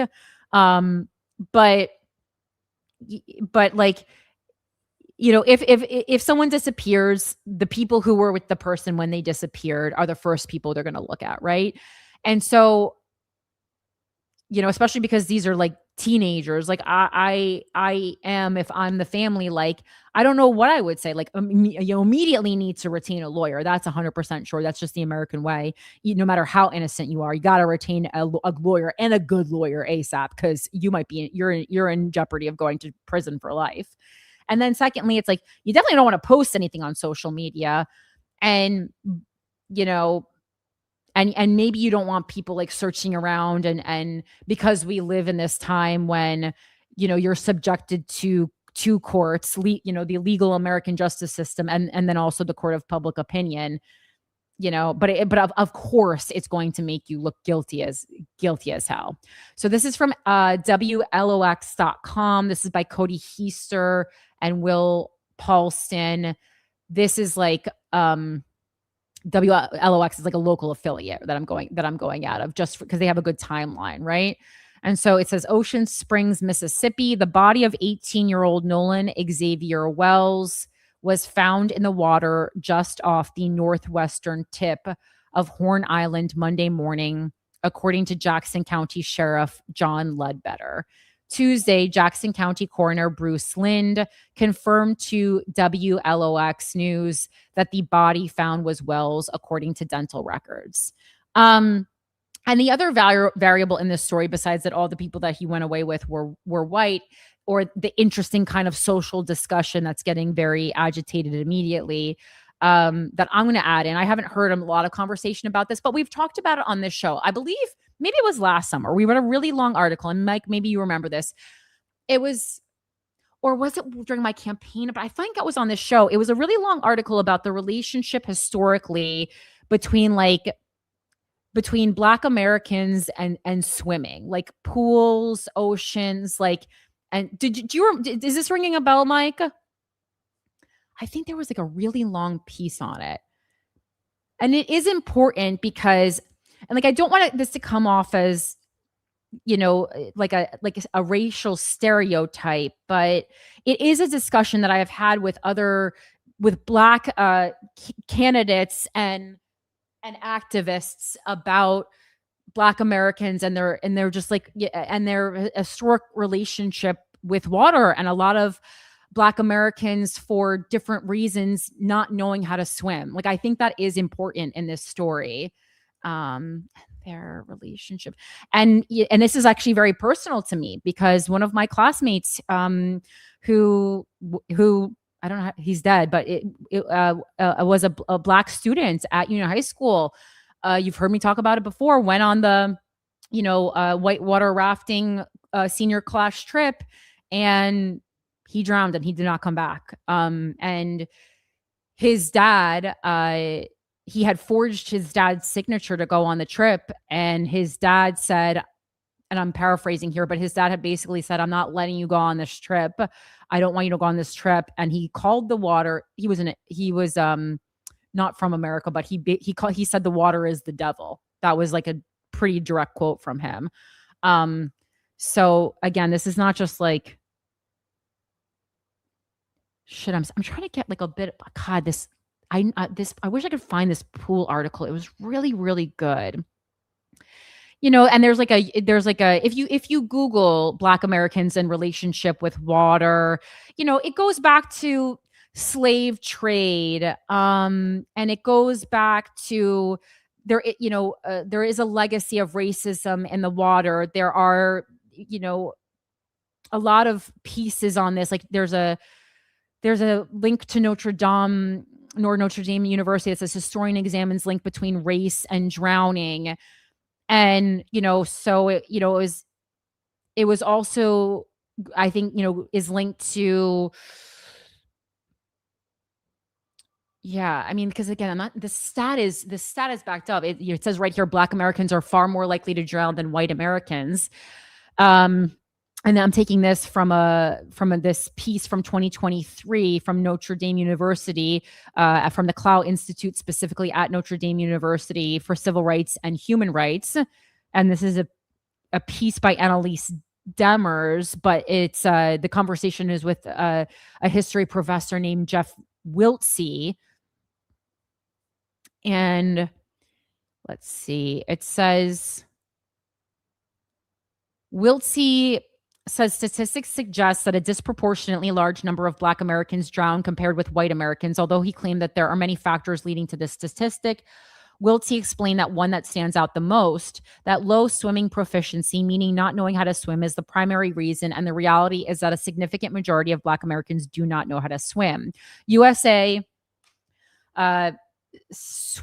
SWIOMing, I don't know how to say that, SWIOMing, conducted a study in 2010, which found that 31% of Black children and teenagers and 58% of their white counterparts were skilled swimmers. So right there, we're almost doubling when you go to white people, were skilled swimmers. Wiltsey said the study raised many questions. So why are Black Americans about half as likely to know how to swim as white Americans?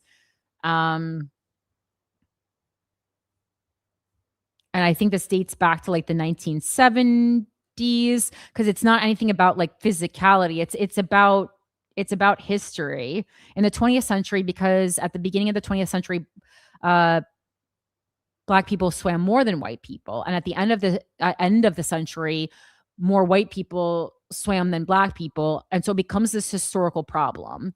Wiltsey went on to explain how segregation led to Black Americans not having equal access to swimming grounds. And this is just so interesting too, because, it turns into this larger conversation about how, wow, segregation is literally still killing people today. The effects of segregation and people not having equal access to things. And this is something that we don't think about.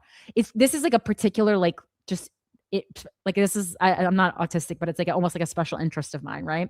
Between 1940 and 1970, swimming experienced two different periods of popularity in the United States. The first period, which is referred to as the swimming pool era due to the construction of thousands of new public swimming pools throughout the country, occurred in the 1920s and 1930s. According to Wiltse, these pools played a crucial role in the public life of communities during this time, as they were often large, surrounded by leisure spaces, and provided recreational opportunities for people of all ages. Black Americans did have some access to the public pools in that time period, 1920s, 1930s, but they faced systemic discrimination that ensured that they had much less access than white people did. Now, the pattern of racial discrimination that occurred at these public pools during the interwar years varies depending upon the size of the city. In the 1930s, pools were also separated by gender, but there was a corresponding rise in segregation by race. And then the second swimming time period of popularity occurred in the 1950s and 1960s, when swimming became competitive. The point that I want to emphasize is that racial segregation, racial exclusion at public pools was not just a phenomenon in the South. It was a nationwide phenomenon, even though it varied. Okay. So anyway, just a little piece, but there's more into it. And it's like kind of the pastimes that we have are passed down from generation to generation, right? There's certain kinds of pastimes, that I can think of as a white person, but a white person who grew up with like not a lot of money, is things like tennis, and like skiing. To me, I associate those with being wealthy, right? So those are things like, we had a tennis court at my high school, but it was like, no one really, like, there's very few people who knew how to do it. And skiing was something that was like, I don't know that I knew anyone in high school who was going skiing. I know if you grew up in like, not on the coast, like if you grew up in, someplace like Michigan, like my best friend, he didn't grow up wealthy, but he knew how to ski because of where he grew up. But for people on the coast, if you didn't have money, you weren't going skiing. And so again, I just thought that was something that you need to know for this article. So back to this article. So his body was identified by the dental records, and then the cause and manner of death haven't been released. Investigators told ABC News they suspect that Wells drowned, but they are continuing the investigation. An autopsy was performed Tuesday by the state medical examiner, but officials say it could take a couple of weeks to receive results, which do include a toxicology report. And here, now we're going to go through the timeline of events based on what people know so far. So Saturday, July 4th. And, just in so many ways, this really shines a light on, after 250 years, like, issues that are still so prevalent in American society. So Wells traveled to Horn Island with a group of friends to celebrate Independence Day. The boat left from a private dock in the Ocean Springs area, according to Jackson County Sheriff John Ledbetter. Wells was last seen near the island around 3 p.m., according to Jackson County Sheriff's Office. Wells did not return on the same boat as the group. From what we understand, he chose to stay there, Sheriff Ledbetter told Good Morning America. Wells's mother contacted JCSO Saturday evening around midnight to report that her son had not come home. And so already we're like, you took a private boat to an island that your friend has no way to get back. Like, who are we leaving a friend? Like, so there's a lot of talk, like, were they drunk? Did they get in a fight? Some people are claiming that there is like cell phone video footage of like of them getting in a fight, but it's just like, how, like, this is you're so close that that four of you went to an island on the 4th of July. Like, how bad could the fight have been that we're not bringing 1/4 of the group back? Sunday, July 5th at 12:26 p.m., Coast Guard Sector Mobile said it received a request for assistance from JCSO in search of a missing person in the vicinity of Horn Island. The Coast Guard said an urgent marine information broadcast was issued and a helicopter was sent to the area. At 12:31 p.m., JCSO issued a press release saying it was searching for Nolan Xavier Wells, described as an 18-year-old black male, approximately 6'1" and weighing 180 pounds. He was last seen on Horn Island on Saturday, July 4th, wearing blue swim trunks, no shirt, and sunglasses. At 5:54 p.m., JCSO established a command post at the Lake Mars boat launch. Sheriff John Ledbetter said multiple agencies joined the search for Wells, including the Gulf Islands National Seashore, U.S. National Park Service, U.S. Coast Guard, Mississippi Department of Marine Resources, and Mississippi Department of Wildlife, Fisheries, and Parks. Other agencies joined in, including the Biloxi Fire Department, which had a boat out, the Harrison County Sheriff's Office, Jackson County Fire Service, and the United Cajun Navy. Monday, July 6th. United Cajun Navy aircraft took to the air just before 6 a.m. Monday. Search boats were deployed again, with the last vessels leaving just before 8 a.m. Around 8:45 a.m., Sheriff Ledbetter confirmed authorities received a call reporting a body found at the northwestern tip of Horn Island. The body was discovered by a U.S. Park Service ranger. Wells's family was asked to come to the Lake Mars boat launch, where they were met by Sheriff Ledbetter and Coroner Bruce Lind.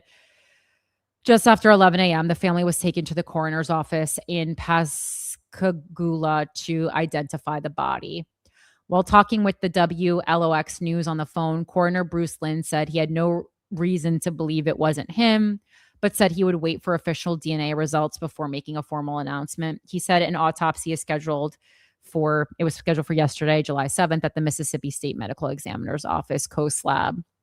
Just before 1 p.m., Wells's family confirmed his death on social media. His mother posted on Facebook confirming that Wells was the person found on Horn Island. Tuesday, July 7th, just before 2 p.m., WLOX learned Wells's family has retained nationally renowned civil rights and personal injury attorney Ben Crump, who you probably are familiar with if you're listening to this show, calling for a thorough and transparent investigation into how Wells died. Attorney Crump and the legal team will conduct an independent review of the circumstances of Nolan's death and will press for the timely release of all records, witness accounts, and autopsy findings. Around 2 p.m. Tuesday, Coroner Bruce Lind confirmed to WLOX News that the body found was Wells. According to the records, as we said, they're just reiterating, just after 3:30 p.m., JCSO issued a press release asking anyone with original photos, videos, or eyewitness accounts related to Nolan Wells or any, quote, unusual activity from Horn Island on July 4th to contact them. And if you were there, the number is 228-769-3065 during regular business hours or 228-769-3063 after hours. Tuesday at 9:15 p.m., the mother of one of the boys believed to be at the island with Wells made a Facebook post saying that her family is grieving with Wells's family and that she wanted to make a post to dispel some rumors with facts. And I hear you, right? Obviously, poor Nolan is already dead. You don't want to lose your kid's life to them going to prison for the rest of their life. I hear that. But you're going to want to be very careful if you're making a post like that. That's like, rest in peace, Nolan, but also manifesto about how my white son didn't do. And then this is it's in this one, I don't have the same opinion or perspective or theory that I had in the Carmelo Anthony Austin Metcalf case, where I thought that race was definitely involved. This is different because it's just not a good look, right? I'm not saying oh, they went out to the island and drowned him because he was their black friend. That's not at all what I'm saying. But you also have to know what the public conversation is going to be around it. You just got to know that.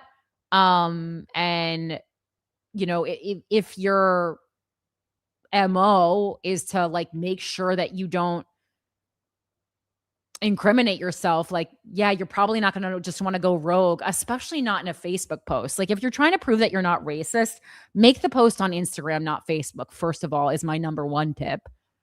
Maybe take it to TikTok, I feel like just making the post on Facebook inherently points to racism.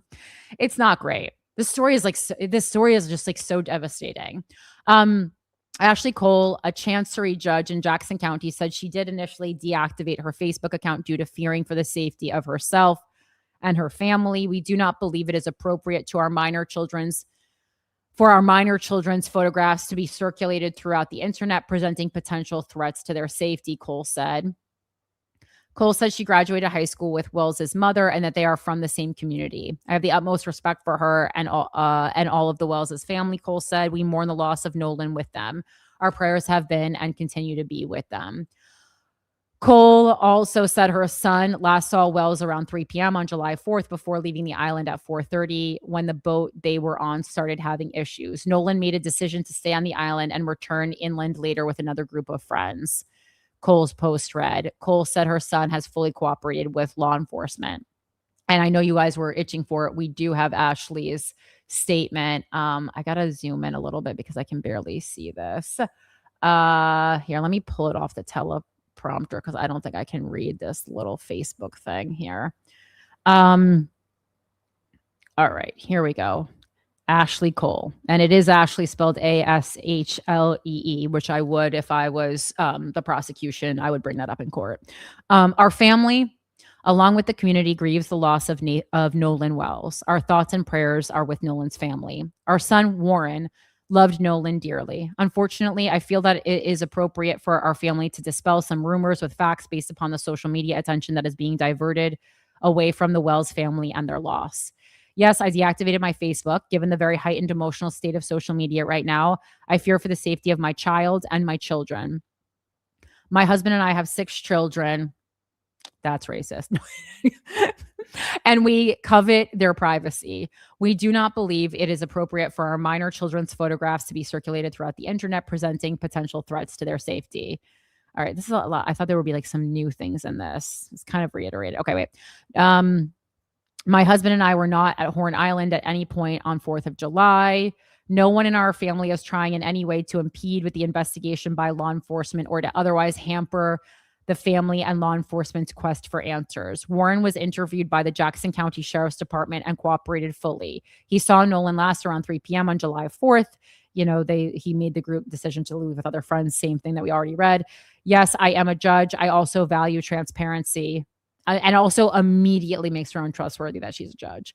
I also value transparency. It's like, wait, what's that show? Oh my God. What's the fucking show with the guy from Breaking Bad? Okay, wait. TV show. This is a really good show. It takes place in New Orleans. So Bryan Cranston. Wait, what? Sorry, this is very important. You guys need to see the show. Is it Your Honor? Is that the one? Your Honor TV show. I think it's Your Honor because he's a judge in that, right?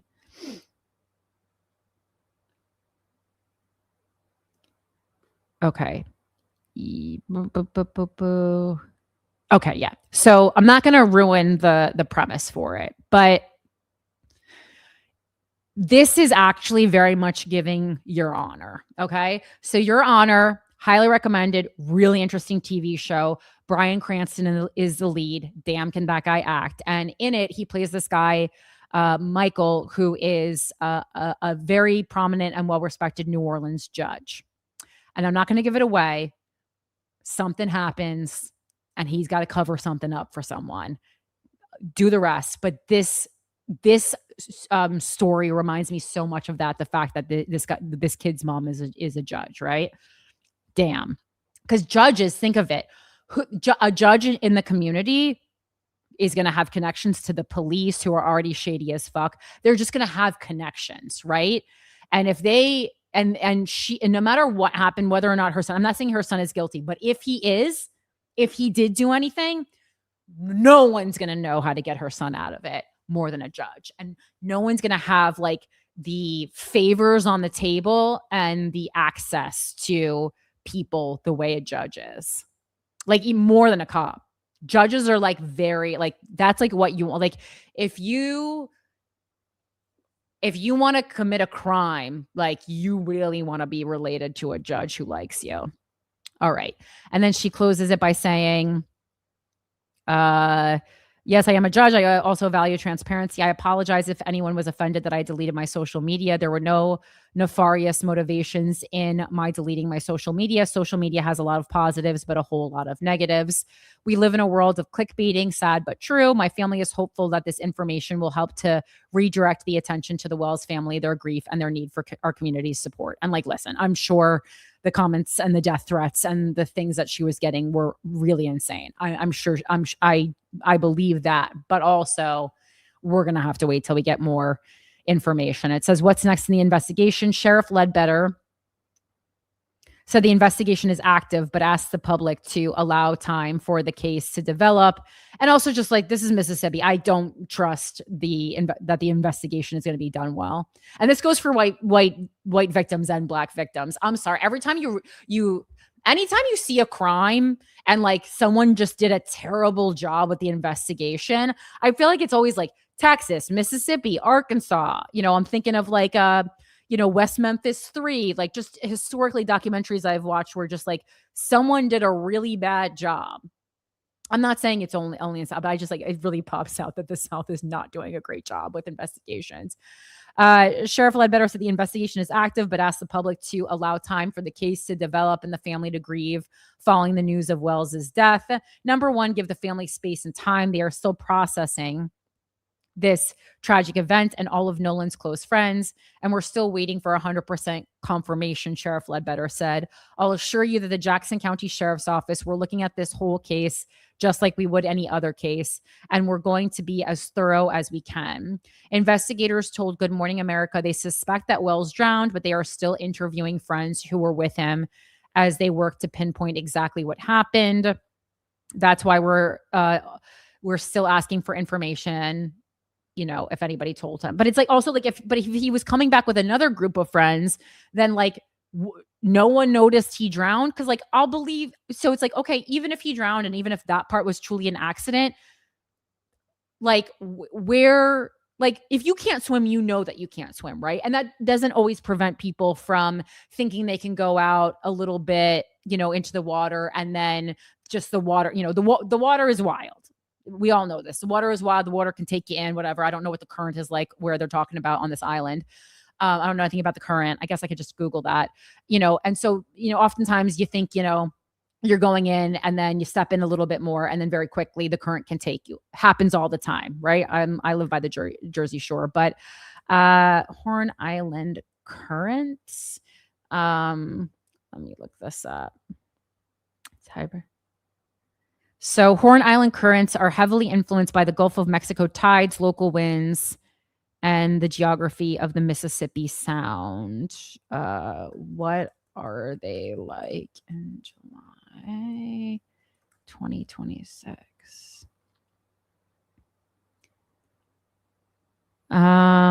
Okay, it's saying they're ranging from 1 to 3 knots, which I don't know what that means. I mean, I know that that's the measurement, but I don't know what that does. What does that mean to me in plain English?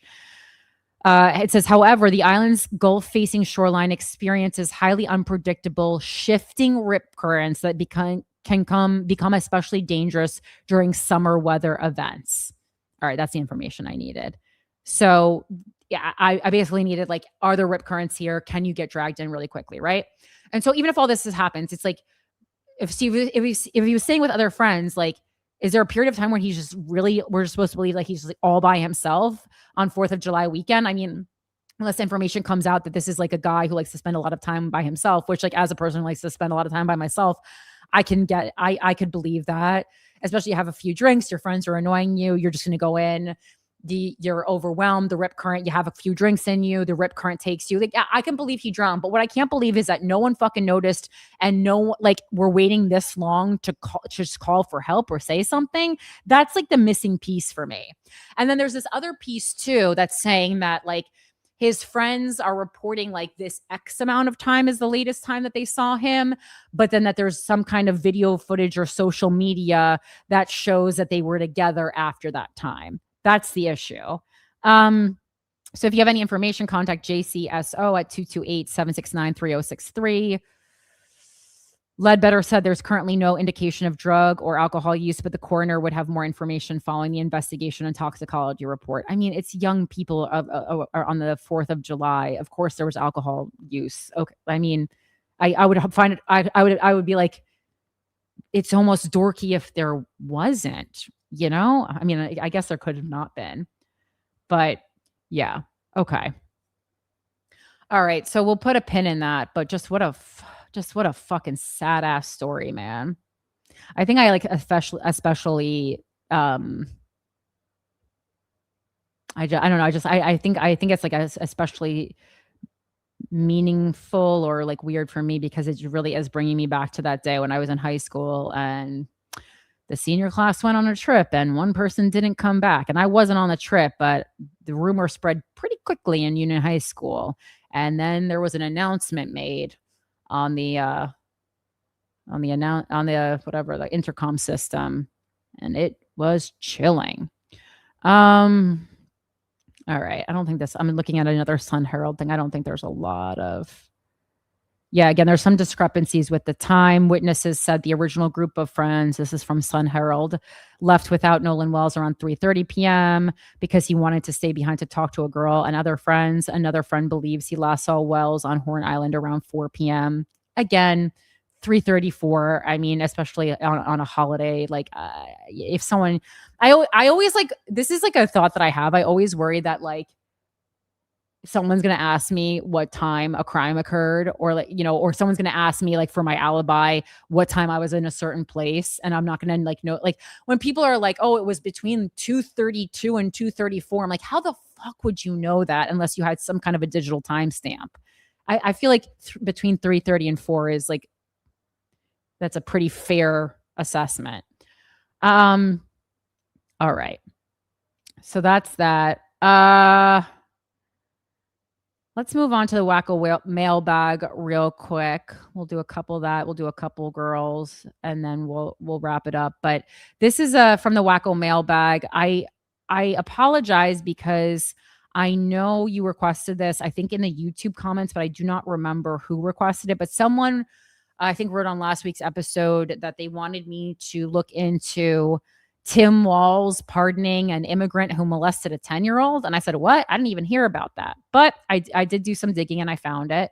Like, it is in big outlets, but it's like not the kind of story that they email you about, or that, you know, I saw floating around on leftist social media. All right. This is like very long. Let me try to find us. I think I found a shorter article. Let's see. Tim Walz pardons immigrant child molester. These are fun little search engine things that I do. There was another.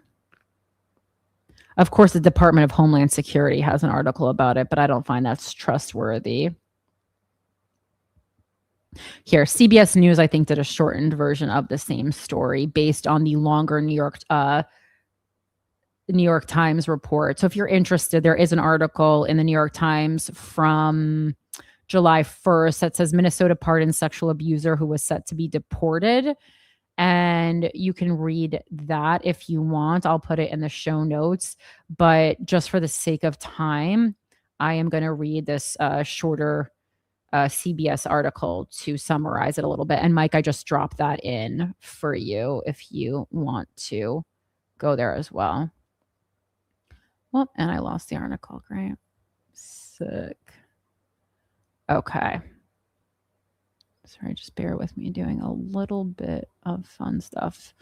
Oh my God, I am so hungry. I ate some polio string cheese as if that was going to be enough to hold me over, and it's not. All right. So again, this is from cbsnews.com. Minnesota's, and this is from July 3rd, Minnesota's victim-backed pardon of man convicted of sexually abusing child draws feds ire. And again, this is a Wacko request. The pardon of a Minnesota immigrant convicted of sexually abusing a 10-year-old girl is getting attention from the Department of Homeland Security. In 2005, Tu Lu Vang pleaded guilty to sexually abusing a 10-year-old girl in a plea deal that kept him from going to prison. And again, I'm super far left, but immediate deportation. What are we talking about? Last month, the Minnesota Board of Pardons granted a reprieve to Vang after he submitted a letter expressing regret for what he did. Okay. I just like, listen, you can say that you regret things. There's no world in which sexually abusing a child, there's nothing you can say. Like, yeah, I hope you regret it, but also there's no take backs for that one. There's no take backs. Okay. So after he submitted a letter expressing regret for what he did, other family members and the victim in this case wrote letters on his behalf. The Board of Pardons consists of Governor Tim Walz, Attorney General Keith Ellison, and Supreme Court Justice Natalie Hudson.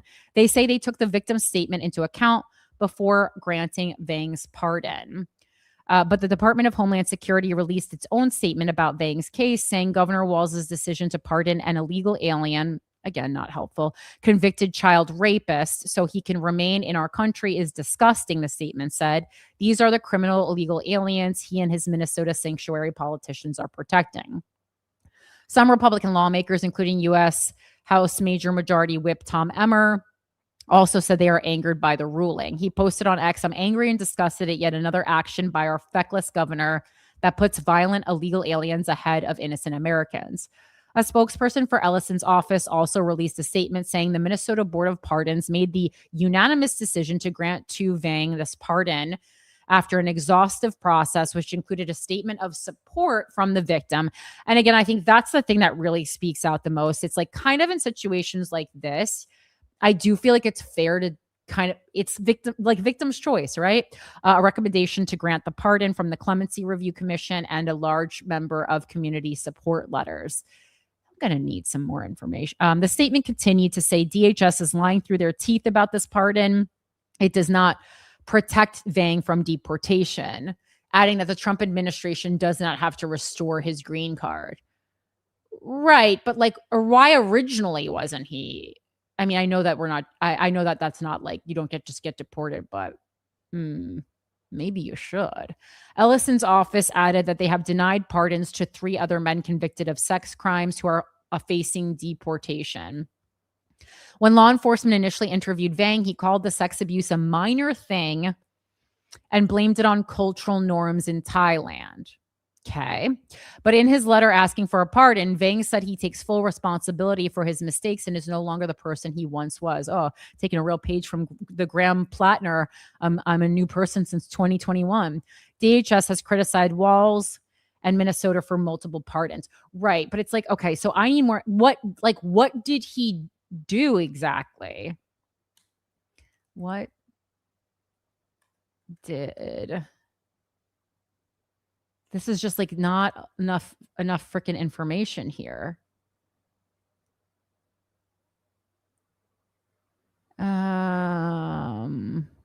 Tulu Vang. Do.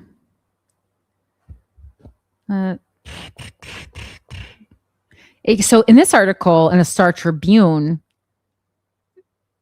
it says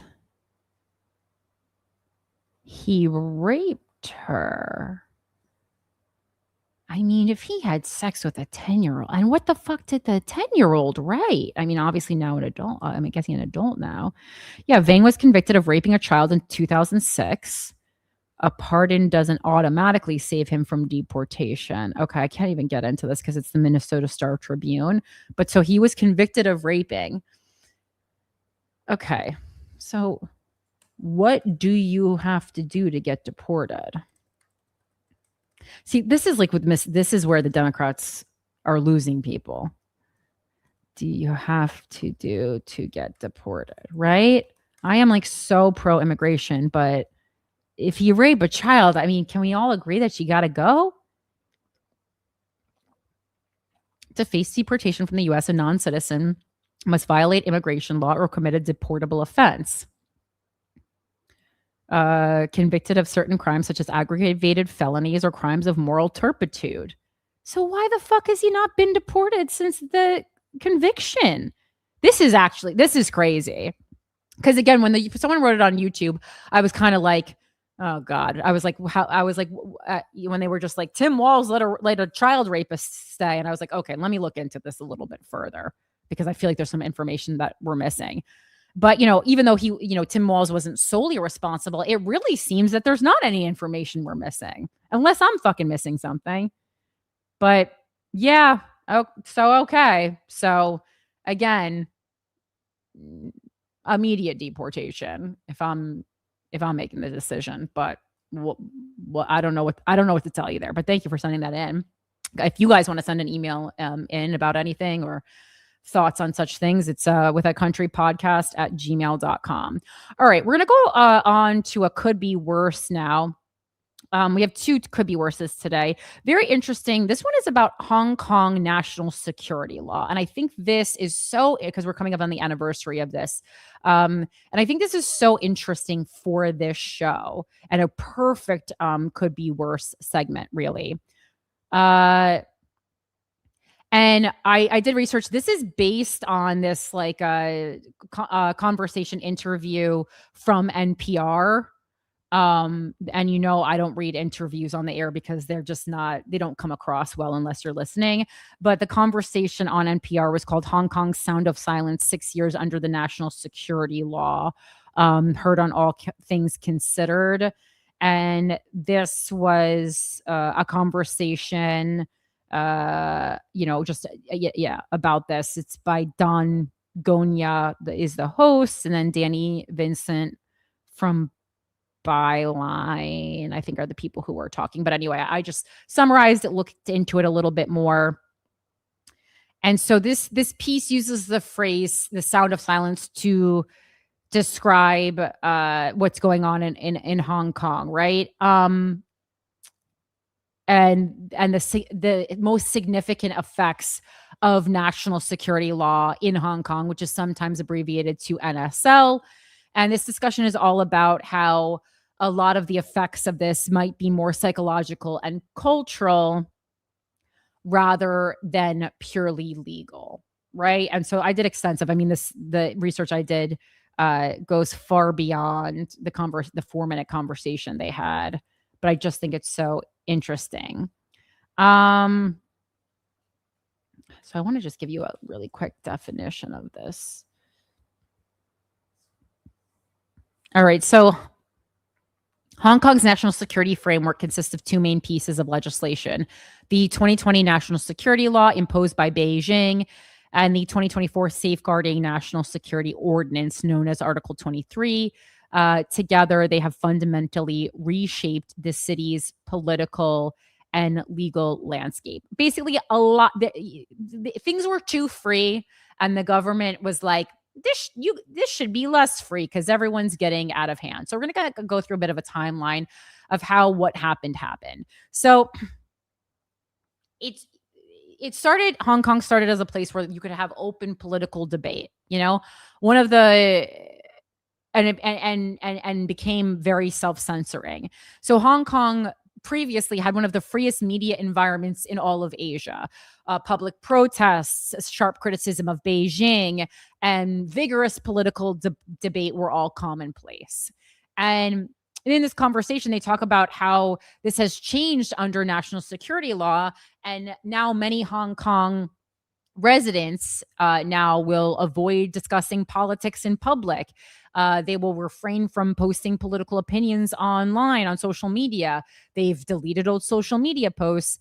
And even in private conversations, they're just kind of exercising a much higher level of caution. And this phenomenon is sometimes called a chilling effect. When people change their behavior, not because they've been directly punished, but because they fear the possibility of punishment. And I think this is important, not only just to learn more about Hong Kong, but to see how slowly a really free society can devolve into one where people start to self-censor because they see what is happening to other people. And again, with the things that are happening to journalists and stuff in America, and and some things that are happening with journalists as far as Israel and Gaza is concerned, and America's relationship with Israel. I think this is something that we should really pay attention to. The report notes that organizations that once defined Hong Kong's pro-democracy movement have largely disappeared. There's been, labor unions that have dissolved, student organizations that have shut down, advocacy groups that have disbanded, independent media outlets have closed, and many activists have just left Hong Kong for exile, been arrested, or withdrawn from political activity entirely. Protests in everyday society in Hong Kong, protest slogans have disappeared. Political artwork and symbols have vanished. Universities have removed memorials and exhibits associated with the democracy movement, which, let's link. What does that sound like? Trump, taking down conversations, about, slavery or memorials or leftist things. Like, this is the society. This is a sign that society is not free in the way that it used to be. People, again, avoiding topics that are sensitive or politically sensitive. And just for some historical context, in 1997, Hong Kong, there was a handover when the United Kingdom transferred Hong Kong to China. That happened in 1997. And at that time, Beijing promised that Hong Kong would retain its own legal system, freedom of speech, freedom of assembly, and an independent judiciary. And it was called One Country. The arrangement was called One Country, Two Systems. And these protections were meant to last until the year 2047. That was agreed upon, but, promises. Then in 2003, we had the first attempt of a national security legislation when Hong Kong's government attempted to pass national security legislation under Article 23 of the Basic Law. The proposal sparked enormous protests. The 2003 Hong Kong protests, roughly 500,000 people marched, and they were like, we don't want to put up with this, and they shelved the bill, right? Then in 2014, we have the umbrella movement. And the umbrella movement, the protests began after Beijing proposed electoral reforms that democracy advocates argued would allow only pre-approved candidates to run for Hong Kong's top office. Read that again. That's so crazy. Pre-approved candidates only in a supposed, democracy can run for Hong Kong's top office. And it's like, who's approving these people? Can you imagine? Meanwhile, Trump's reading this on the anniversary, or having someone read it to him, let's be honest, and jotting this all down. He's like, oh, these are really good ideas, The demonstrations lasted for months. Could never happen in America. Can you imagine us being socially engaged for that long, and help create a new generation, at a high level, I'm talking about, and help create a new generation of pro-democracy activists. Then 2019, we have the turning point. Okay. And I'm not talking about Charlie Kirk's turning point. This is Hong Kong's turning point. From 2019 to 2020, Hong Kong protests. The immediate trigger was an extradition bill that would have allowed suspects to be sent to mainland China for trial. Damn. The movement quickly expanded into broader demands, democratic reforms, investigations into police conduct, greater autonomy from Beijing. And there were points when millions of people were participating in these demonstrations. And then Beijing is looking at that. They're like, we just acquired Hong Kong not that long ago. They're problematic. They're being problematic. I know we said they could have these rights until 2047, 2047. But these protests are a threat to national sovereignty. They're a threat to political stability. Bing, bang, boom, 2020, they say national security law. Hong Kong national security law. This law criminalized 4 broad categories: secession, subversion, terrorism, and collusion with foreign forces. Critics argue that the definitions are intentionally broad. Again, what does that sound like? America always loves to introduce legislation that's intentionally broad so that they can get you for anything, which allows authorities to then have significant discretion. This Hong Kong national security law also permits certain cases to be handled in mainland China. Again, at whose discretion, we don't really know. Allows some proceedings without juries. Doesn't sound like a democracy anymore. Created new security institutions in Hong Kong. Gives authorities expansive investigative powers. Where they plant evidence and then go, look what I found. Beijing argues the law restored stability and ended violent unrest. Critics contended it fundamentally changed Hong Kong's political system and curtailed civil liberties. And, since 2020, we've seen the effects of it. Notable independent media outlets have closed, including the Apple Daily and Stand News. Journalists increasingly report operating in an atmosphere of caution. There's been political opposition. Most prominent opposition politicians resigned, were arrested, went into exile, or were somehow mysteriously disqualified from office. The traditional opposition movement has largely ceased functioning as an organized political force. And then we saw the effects on education and culture. Schools introduced national security education requirements. Again, it's just like, it's really giving Trump administration. Libraries removed certain books. Universities altered curricula and removed politically sensitive displays. And this is not the first time this has happened someplace. Hong Kong is not unique. And this is just, just as we always talk about on the show, when something crazy happens, they didn't pull it out of their butts. They were inspired by other places who did similar things. Russia's done things like that. Turkey did something very similar after a failed 2016 coup. Hungary has done it. It's been more gradual. And I think the really interesting thing about Hong Kong is how swiftly the people of Hong Kong's rights were taken away from them. Singapore a lot of times gets comparison to Hong Kong. And then, of course, mainland China. Many analysts argue that Hong Kong's governance model has moved closer to mainland China and their political system. Oh, who could have ever seen that coming? Everyone? Everybody? But, the central question that the NPR conversation was raising is, whether or not Hong Kong is less free than it was before in 2020. And it's not just about legally, it's about, again, the self-censorship. And I think the obvious answer is, yes, it is. It really is. All right. And then while we're here in Could Be Worse, I would be remiss if I didn't at least mention the massive crowds at Ali Khamenei's funeral chanting "Death to America." We don't really have to go over the funeral. I mean, but I just think that was the Washington Post headline. And I did think if you missed that, that would be good for everyone to know. The literal Washington Post headline is "Crowd Chants Death to America as Khamenei's casket winds through Tehran." So again, nothing really more to discuss there than everyone's that doesn't love us. Put a pin in that. Don't say they didn't warn us. All right, let's move on to girl, and we'll close out with a couple of or just I think we can get through all of this because I only have two. Yeah, I put two.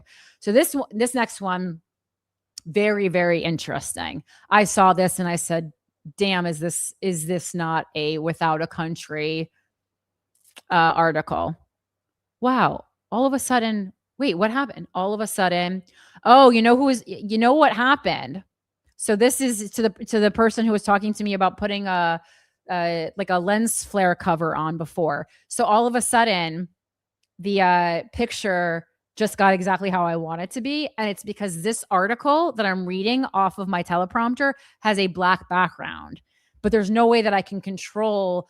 Most articles have a white background. So that's the problem. It's the white article reflecting back on me from my teleprompter, just in case anyone wanted a really quick film lesson. It's also getting a little darker outside, so there's a little less light from outside. Very interesting. All right. I'll talk to my tech man, aka my boyfriend, about that. All right. So NPR. This is man sues DHS after agents tracked him down for sending a scathing email to ICE. This is from July 6th by Jude Jaffe Block from NPR.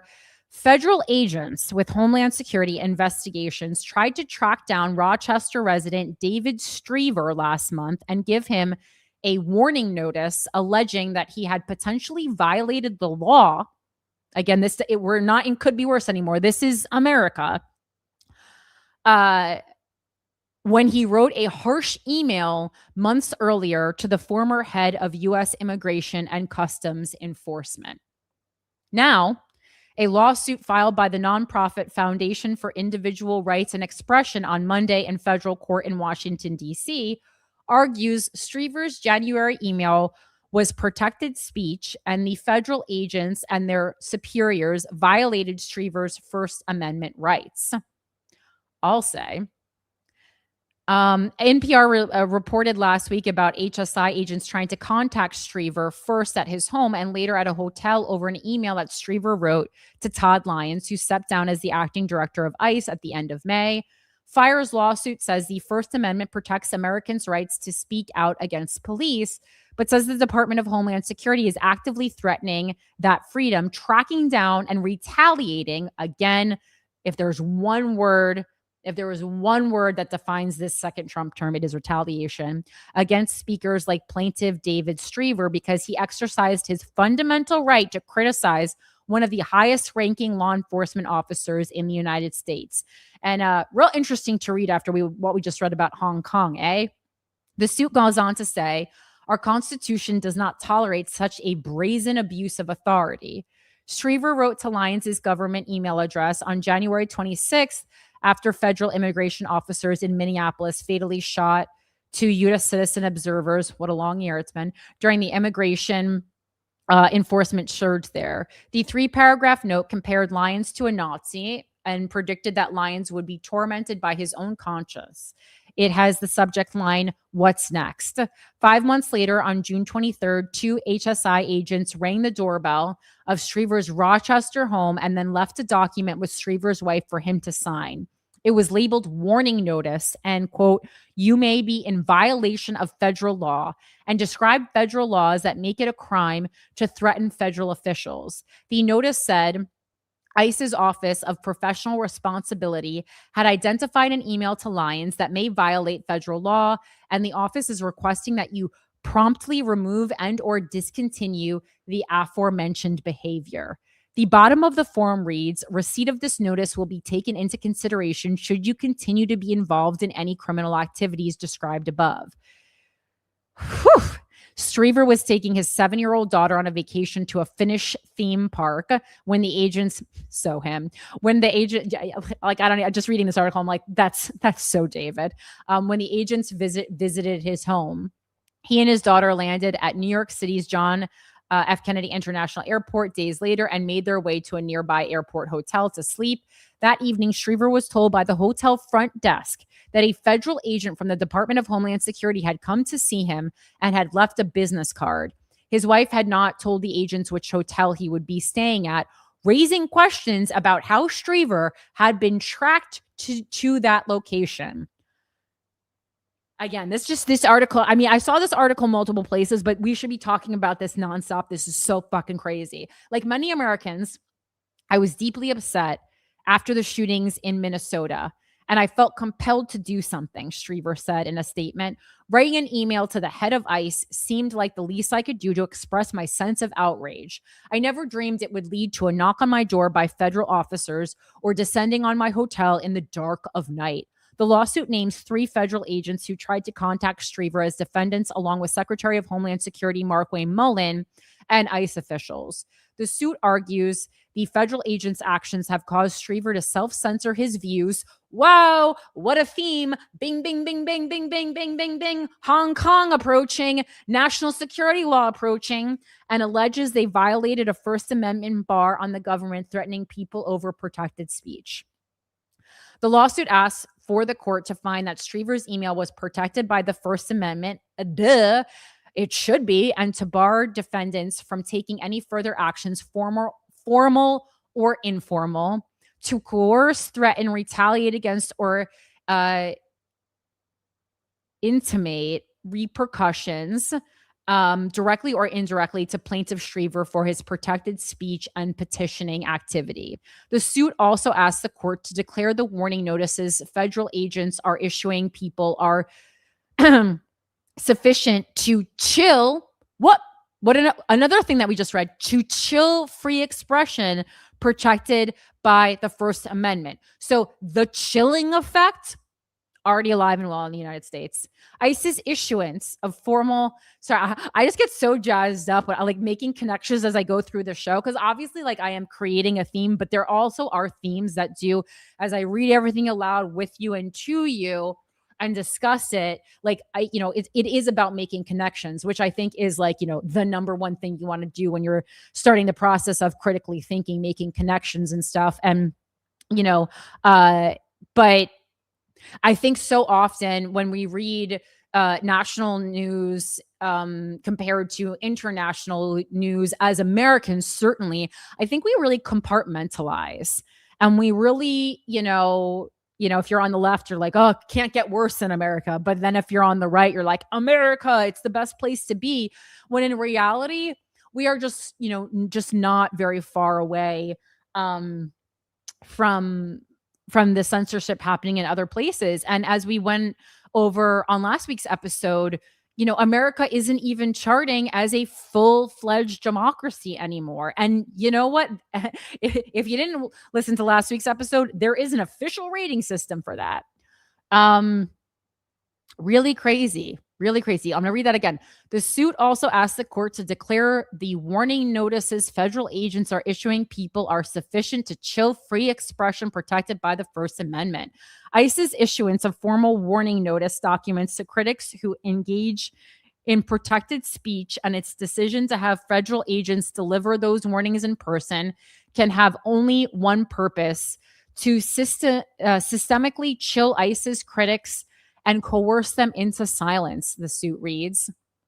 DHS initially responded with the same statement that it provided last week when NPR first asked about Shriver's case. ICE investigates all credible threats towards its employees and officers.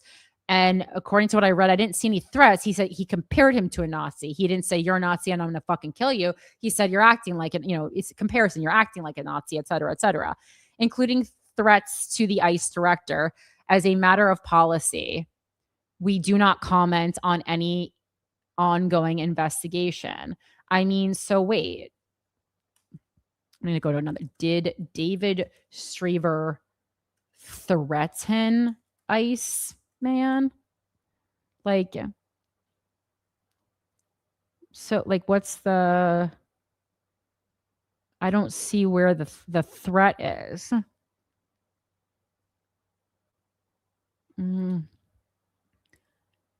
David Shriver note transcription. Let's see if we can find that.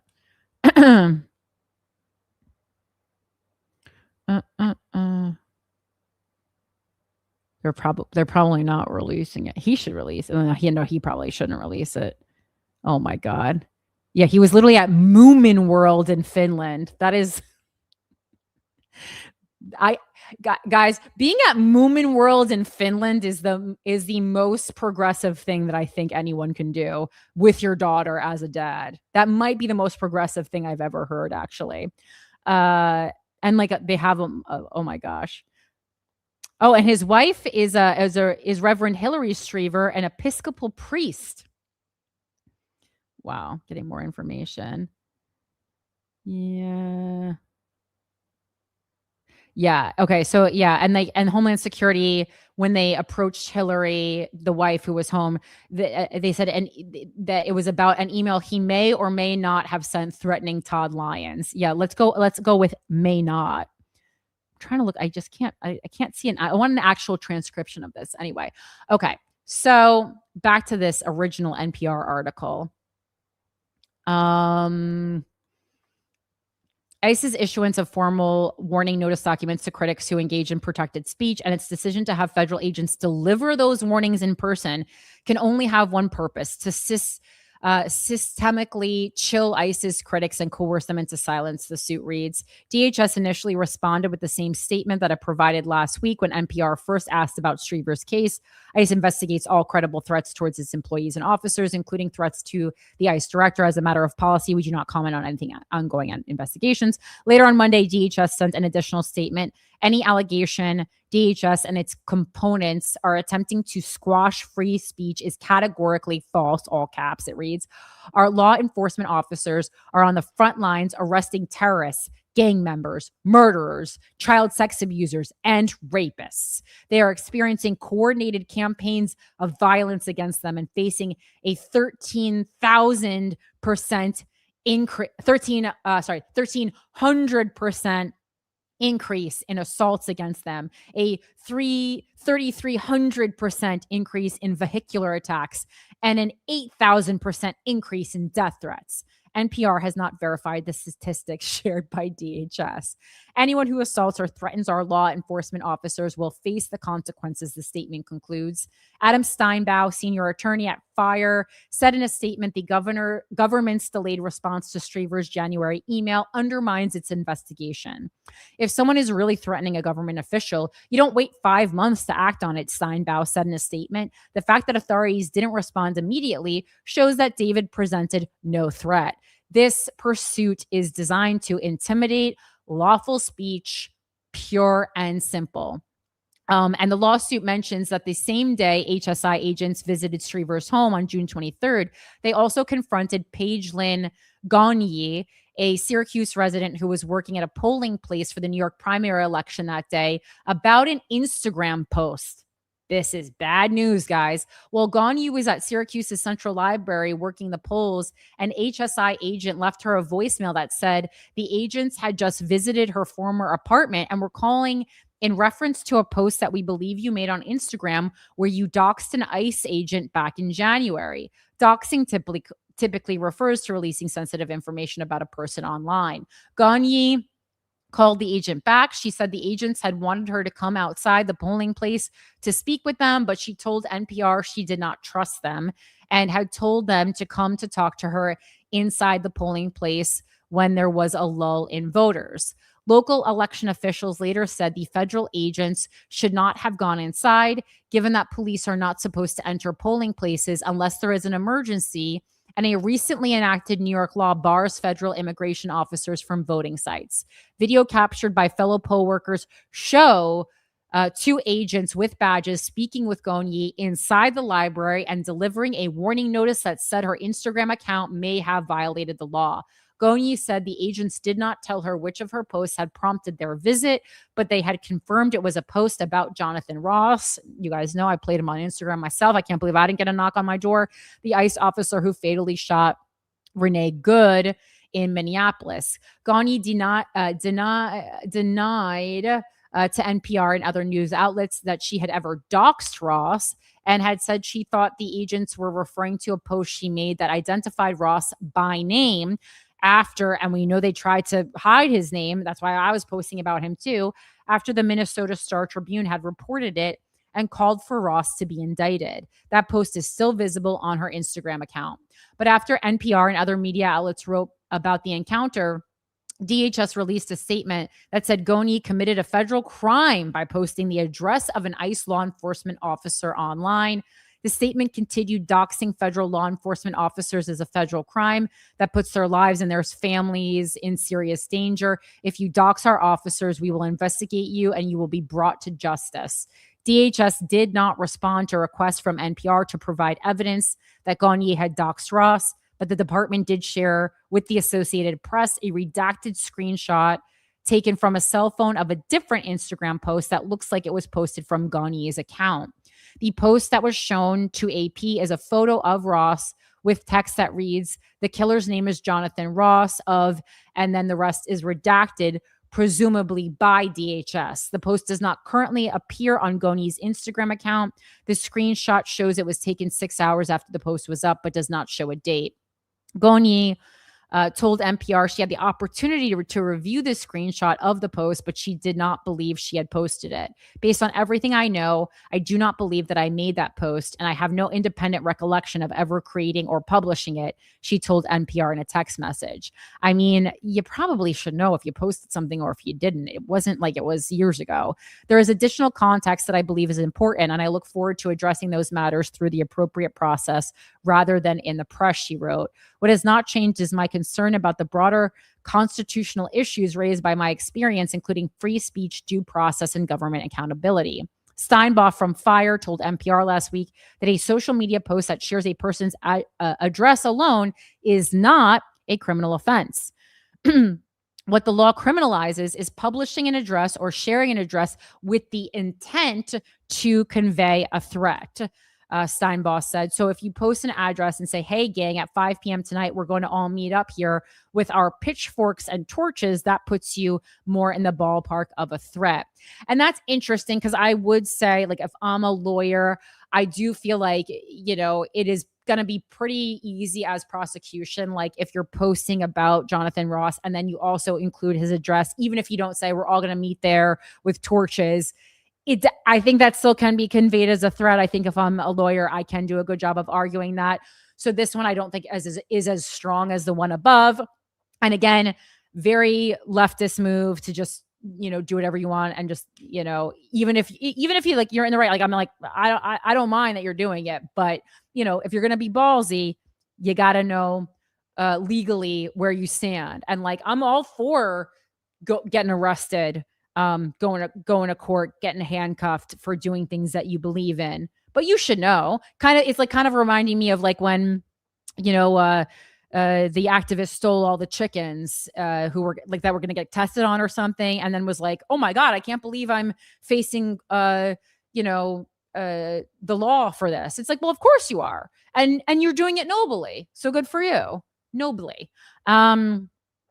All right. He said, we're back to Steinbach now. He said, some social media posts that publicize Ross's address were in the context of a broader public debate about whether federal immigration officers can wear masks and refuse to identify themselves, and essentially almost as secret police. 100% problematic. He said that for that reason, some posts that shared information about Ross were a form of protest.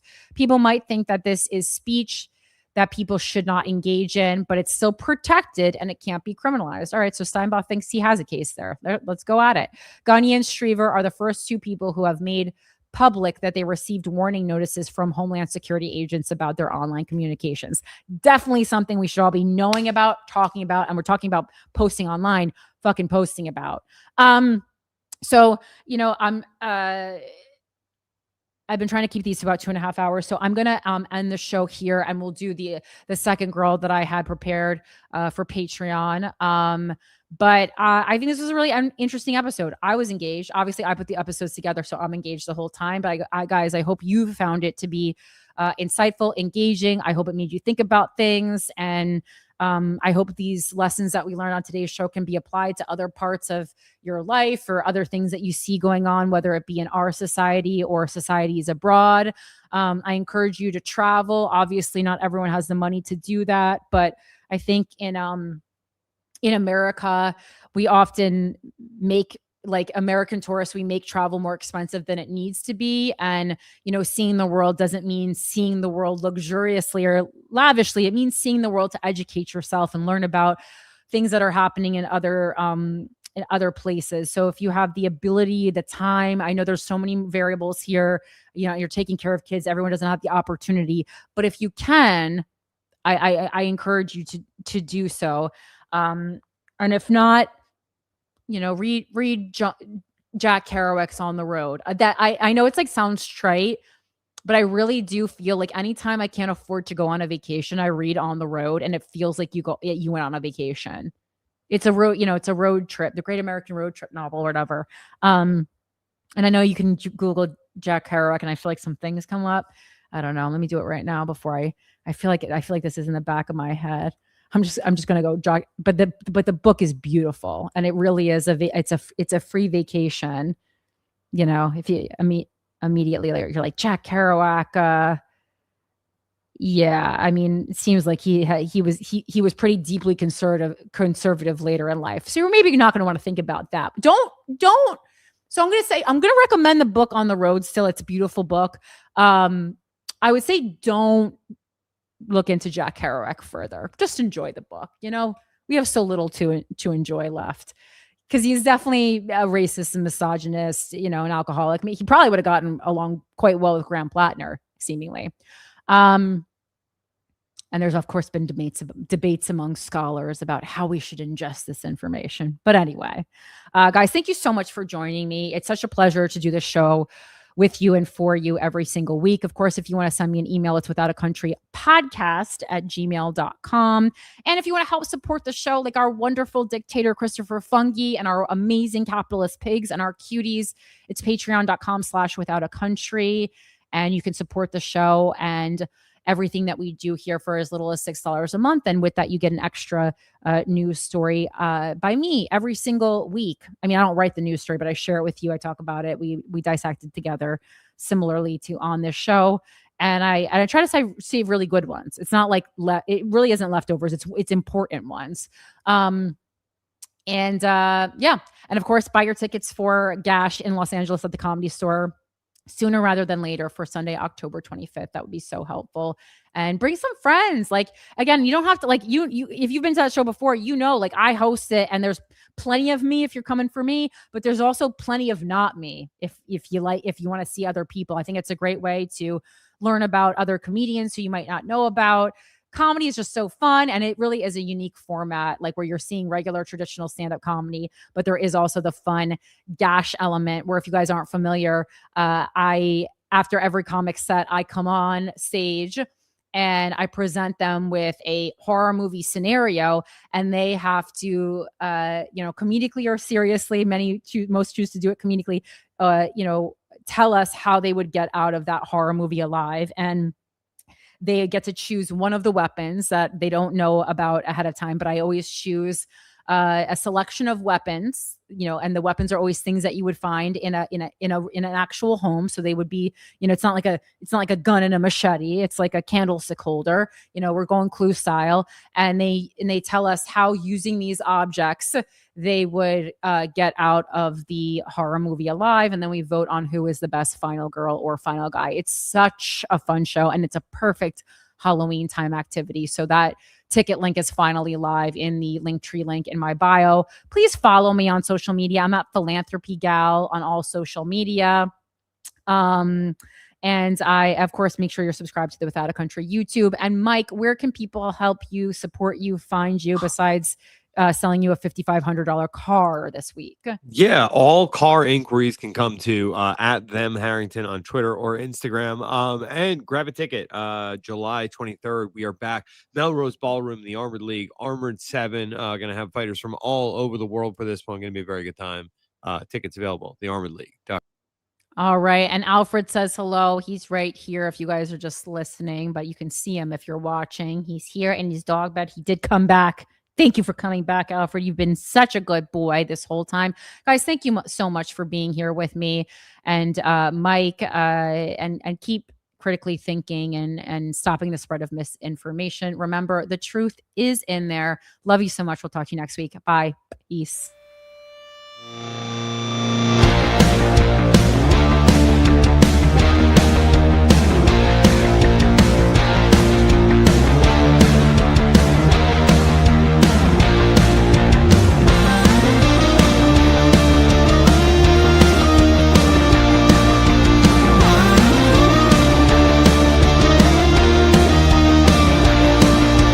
Running from the man, yeah, the madman's coming, yeah, the man's gunning for me tonight. I spent the last week running from the heat, but the beat's coming alive.